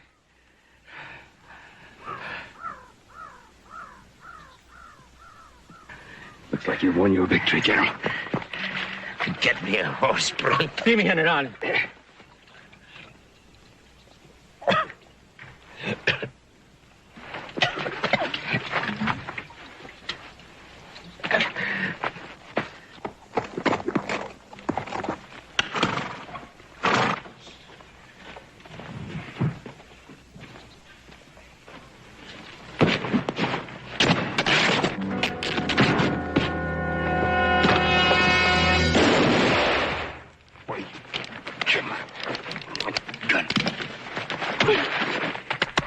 Oh, killing you be a waste. A real waste.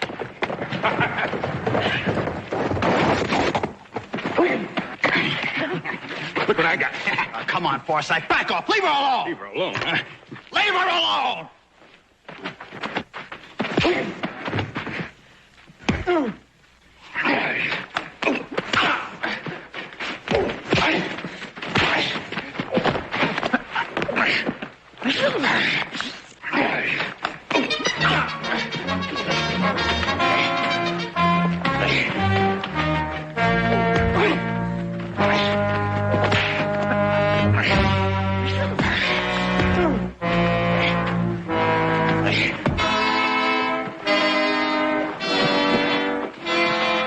Stop it!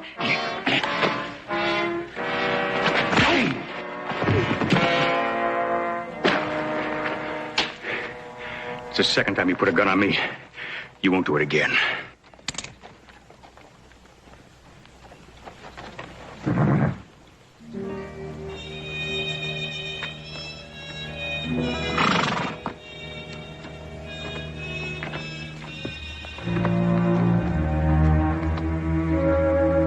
General Diaz. Forsyth said you were dead.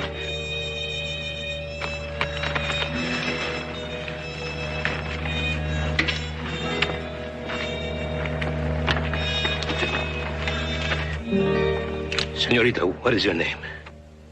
Molly. Molly Reed. I was a passenger on the wagon. Passenger. There was to be no passenger. You will explain this. Well, I was on my way to San Francisco. I had no money. The wagon driver befriended me. He said I could ride in the back. Senor Cartwright, would you say she is speaking truly? Does it make any difference?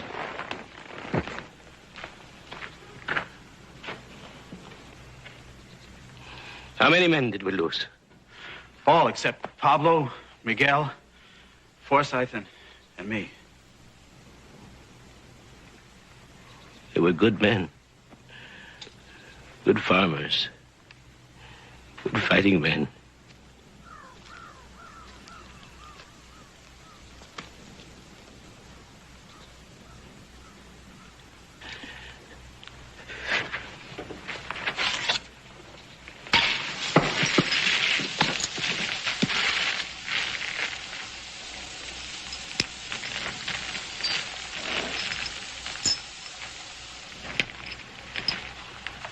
Gold. Si, senor. Gold. Stolen from my country by Maximilian's ministers. A precious metal that could buy freedom for a whole people. I pray that it will be worth the price we have paid in blood today. Where were they taking this? To San Francisco. And from there to Europe. But now, it will be used to defeat the tyrants.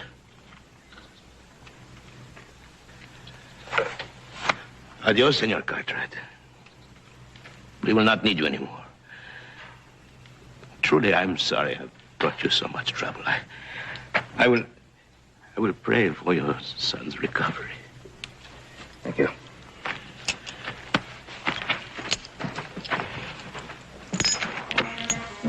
That wound, you'll never make it to the border, General.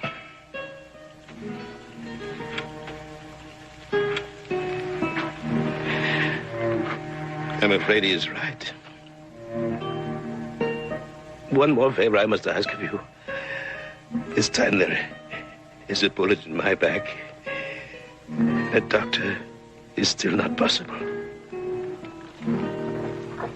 Let's get him back to the ranch. Put him in the wagon, Miguel. No. I will ride. I am not dead yet. I still command.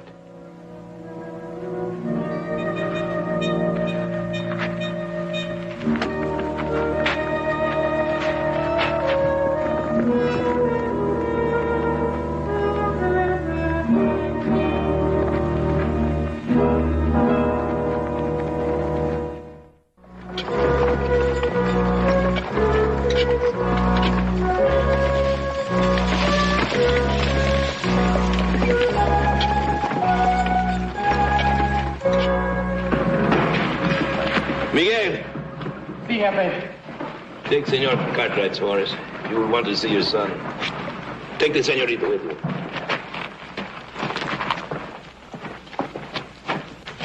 General, you've let that wound go too long. You ever take a bullet out of a man, Senor Sims? No, sir. I put plenty in him, though. Do not worry. I think Senor Cartwright will show you what must be done. Miguel! Sí, mi general. You will stand guard over the gold. Kill anyone who comes near it. ¿Entiende? Sí, señor.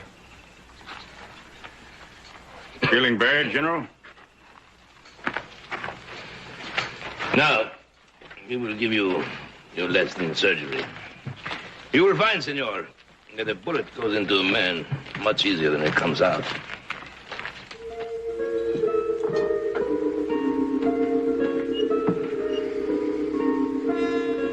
Better hold on to him. No, I do not need to hear.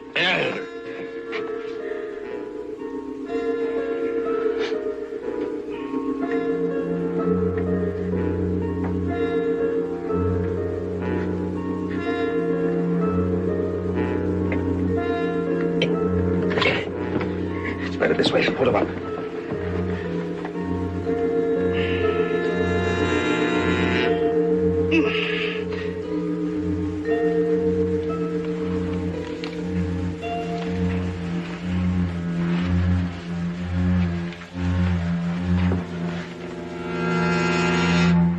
Buckshot.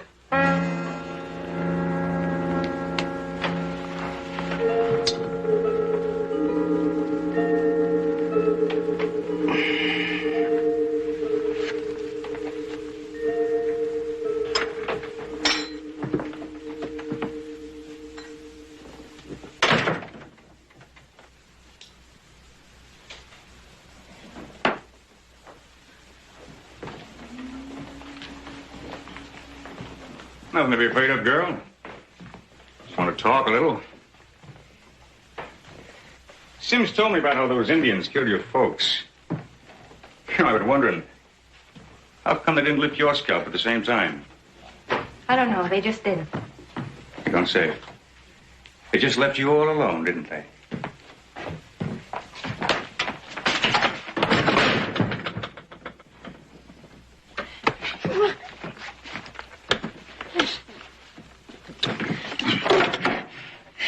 Maybe you can fool Sims and the others, but not me, sister, not for a minute.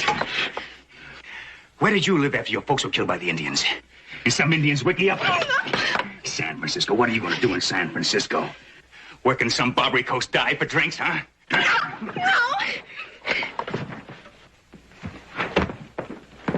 Get out of here, Forsythe! If I catch you near her again, I'll kill you. Sure, Sims. You listen to me now. You stay in this house. Don't leave this room. I'll have Miguel guard you. I can trust him. Are you all right? I've got to get back to the wagon, but I'll come back to you later.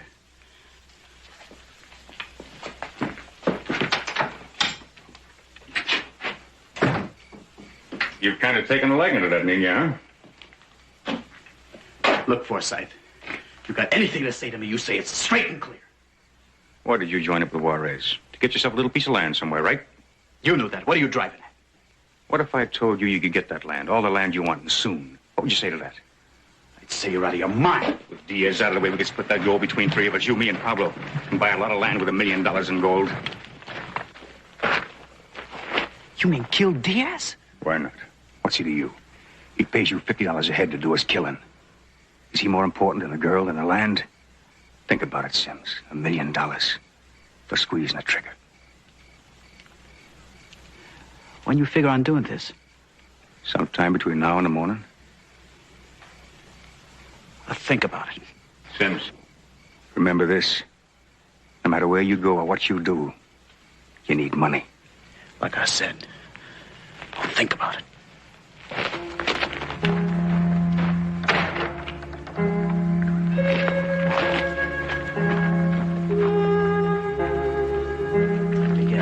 Go up to the house and get yourself something to eat. And while you're there, do me a favor. Watch after Molly. Sí, señor. I'll watch the señorita.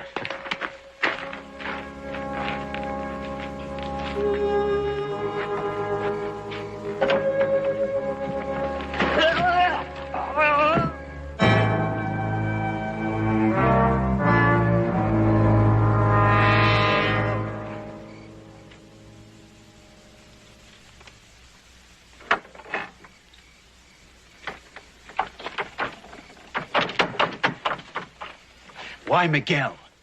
Oh, he wasn't smart like you, compadre. Couldn't see things our way. I didn't say I saw things your way. You will. Pablo, get a couple of shovels. We'll bury him deep and peaceful.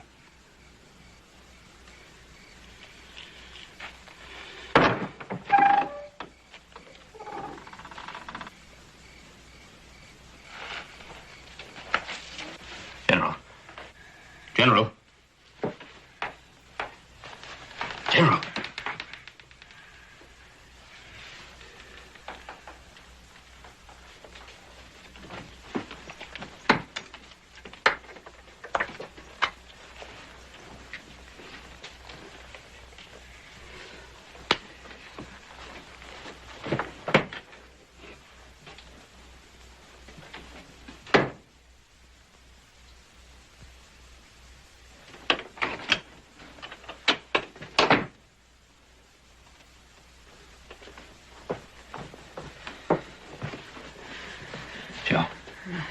Joe. Joe, you gotta get dressed. Come on, Joe. You gotta get out of here.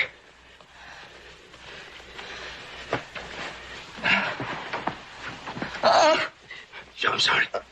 Sorry, Joe.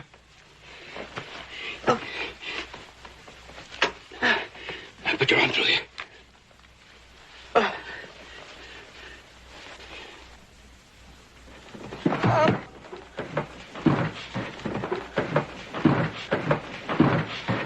Molly, help me get him to the chair.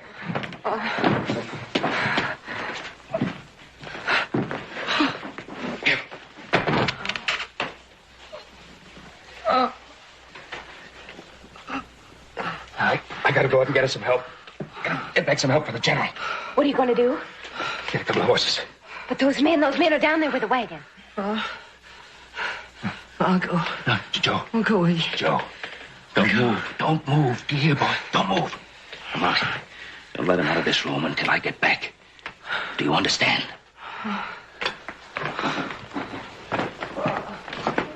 Mr. Cartwright.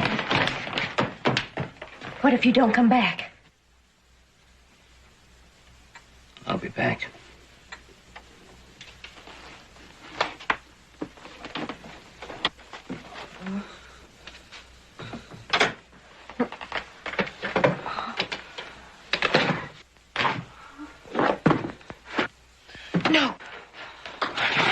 No, you mustn't.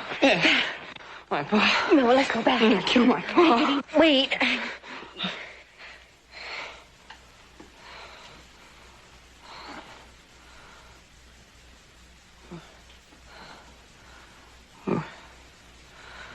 Who are you? Nobody. No. No. Wait. Not my pa.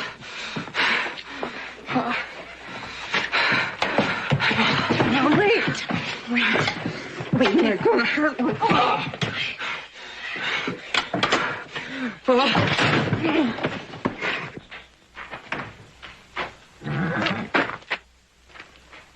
What are you doing here? Came to take care of the horses. Somebody's got to take care of them. I already done that.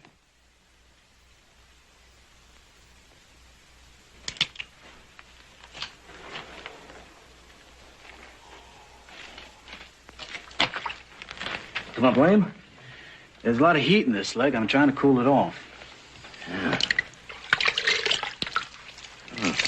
You seem to know a lot about horses. I know this much. If I don't get the heat out of this leg, this horse isn't going to be pulling any gold wagon tomorrow. You're doing pretty good with that horse. The man who makes a living toting a gun. I didn't always tote a gun. You a farmer, Sims? I was once. At a little place in Tennessee. I worked like a mule on that land, but it weren't no good.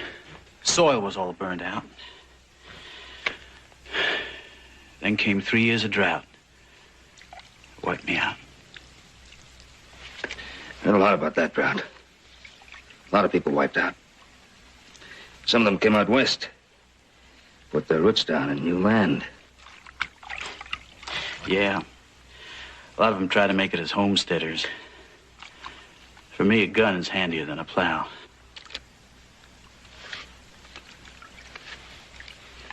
Ever think of putting your gun away, starting over on new land? I never think of nothing else. But the last 2 years I've been, well, I've been saving money. I've been putting it away. Land bought with blood. Hard to plow. There ain't no other, mister. Yeah, there is. Up in Oregon. Free for the asking. Plenty of water. Good soil. You seen it? Yeah. Yeah, I've been there. What difference does it make? How's a man like me go back to living a normal life? Put away your gun. It's that simple.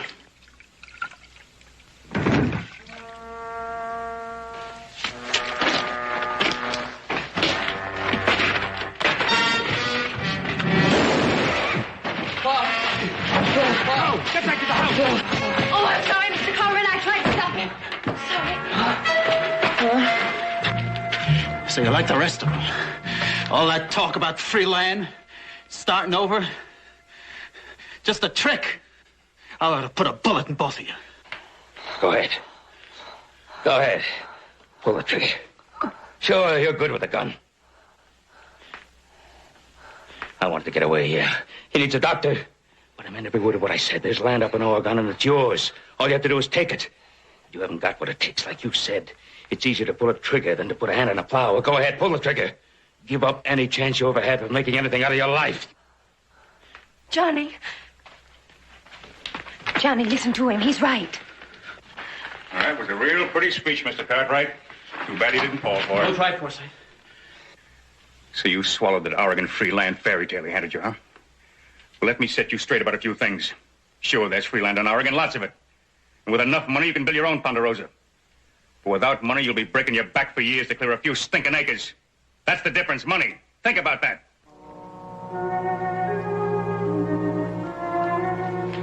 Get back to the house, Cartwright. Go ahead.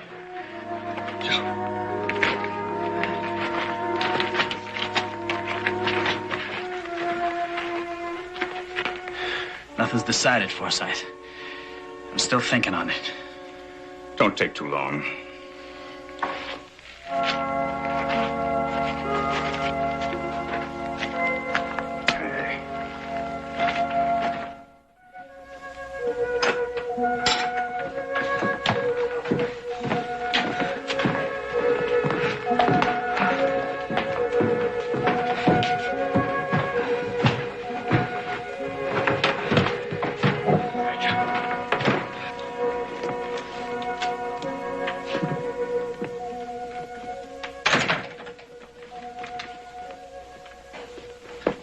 Hey, now, what is this? You ain't crying, are you? No, I ain't crying. Hey, now, you are too crying. And you're shivering. Oh, your hands are like ice. Here, come on, sit down close to the fire. Here.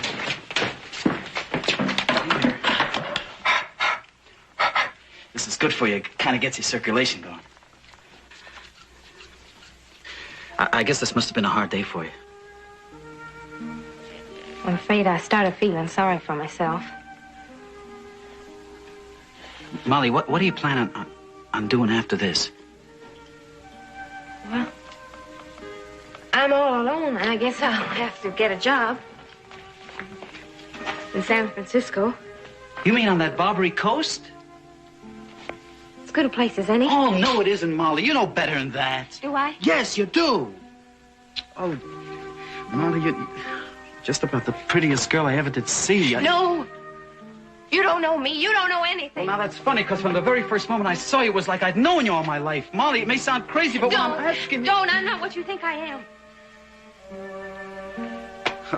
To me, you're everything that's clean and pure and beautiful. I'm not. I'm not clean and pure and beautiful. Look at me. Look at me.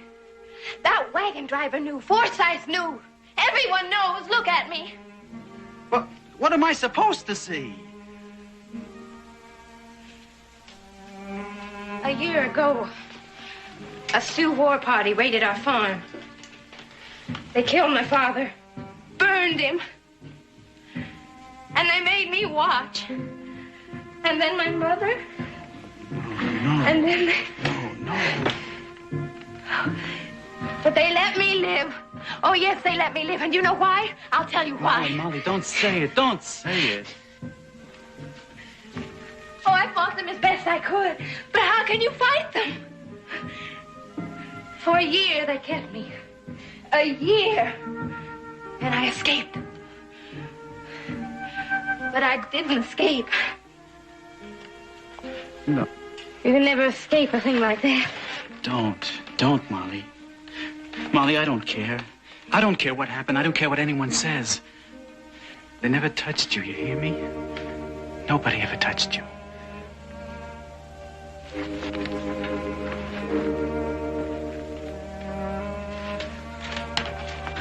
Molly. Oh, nobody's ever gonna hurt you again. Nobody. Oh, Forsyth has a plan. I'm gonna have enough money to protect you from everything. Forsyth, you're not going to listen to him. Well, what's wrong with listening to him? At least it's a way. It's no way, Johnny. It's just plain cold-blooded murder. It's no way for you. It's no way for me.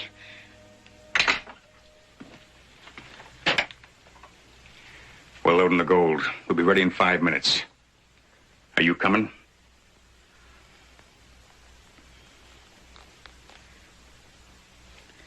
Go ahead. I'll be along in a minute.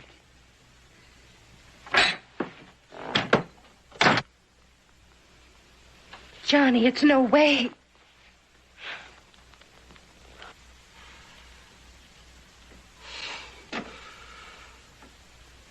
The man who shot your son was a murderer. The man who shot me was a traitor. He must be destroyed. General, come here.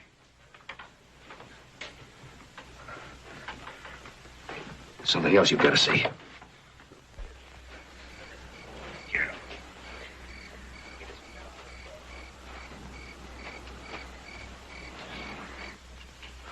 Now I must move. Now we both must move. What are you doing, senor? I don't know. Gotta do something.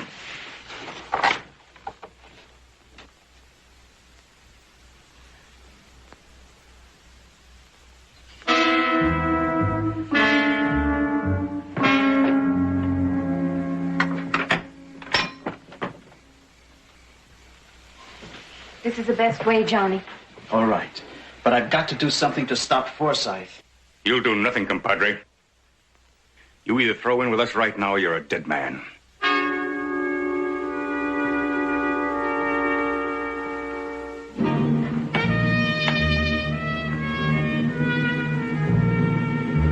Pablo! Pistolero!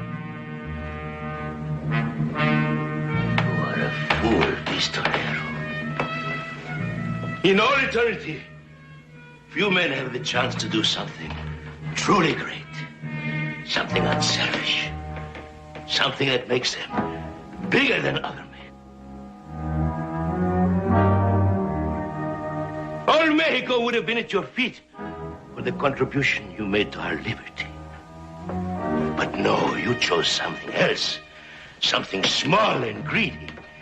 And that will destroy you. You don't scare me. You can die like any other man. There you are wrong, Pistolero. I am freedom for my people. I am death for those who would betray that freedom.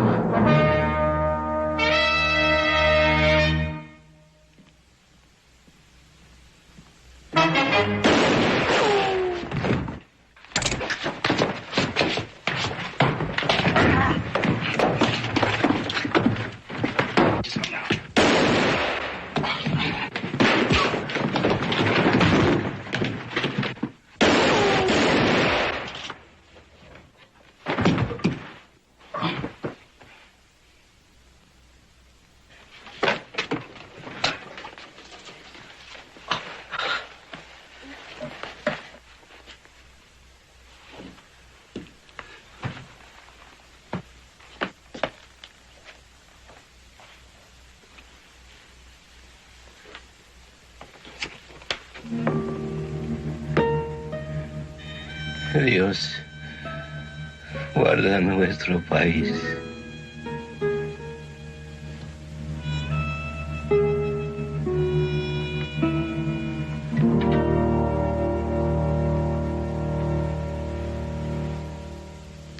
God, keep our country.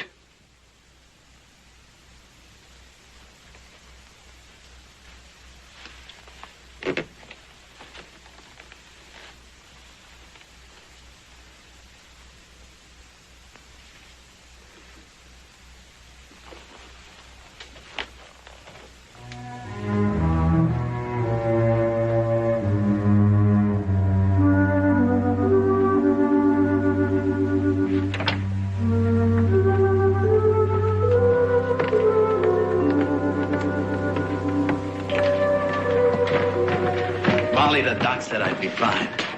Joe's gonna be all right, too. Molly, I've got a job to finish. A job I promised the general. I've got to get that gold back to Juarez.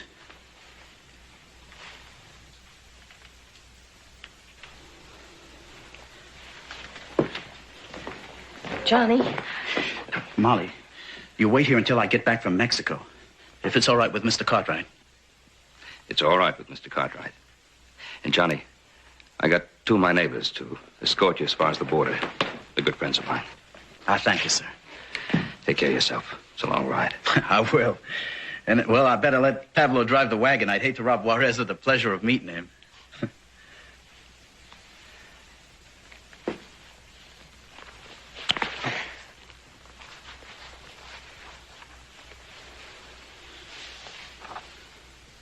Te veré pronto.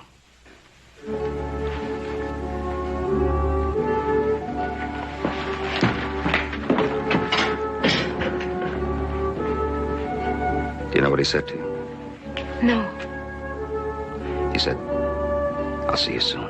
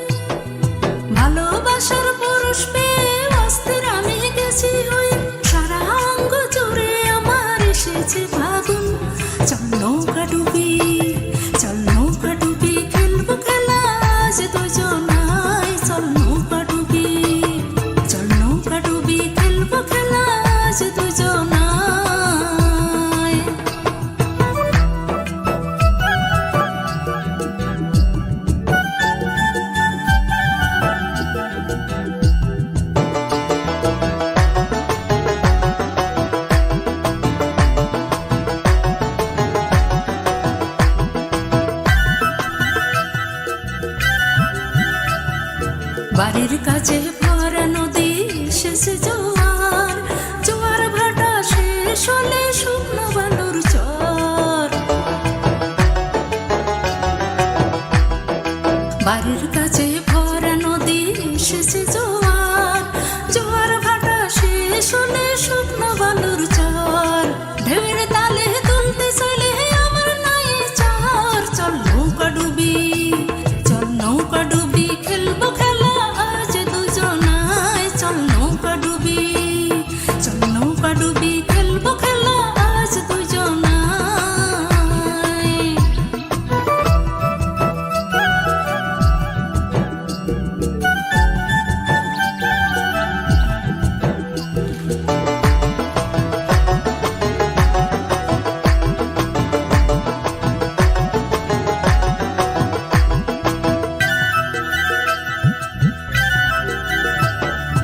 আগুন মাসের আগুন জ্বলা ভরা বসন্ত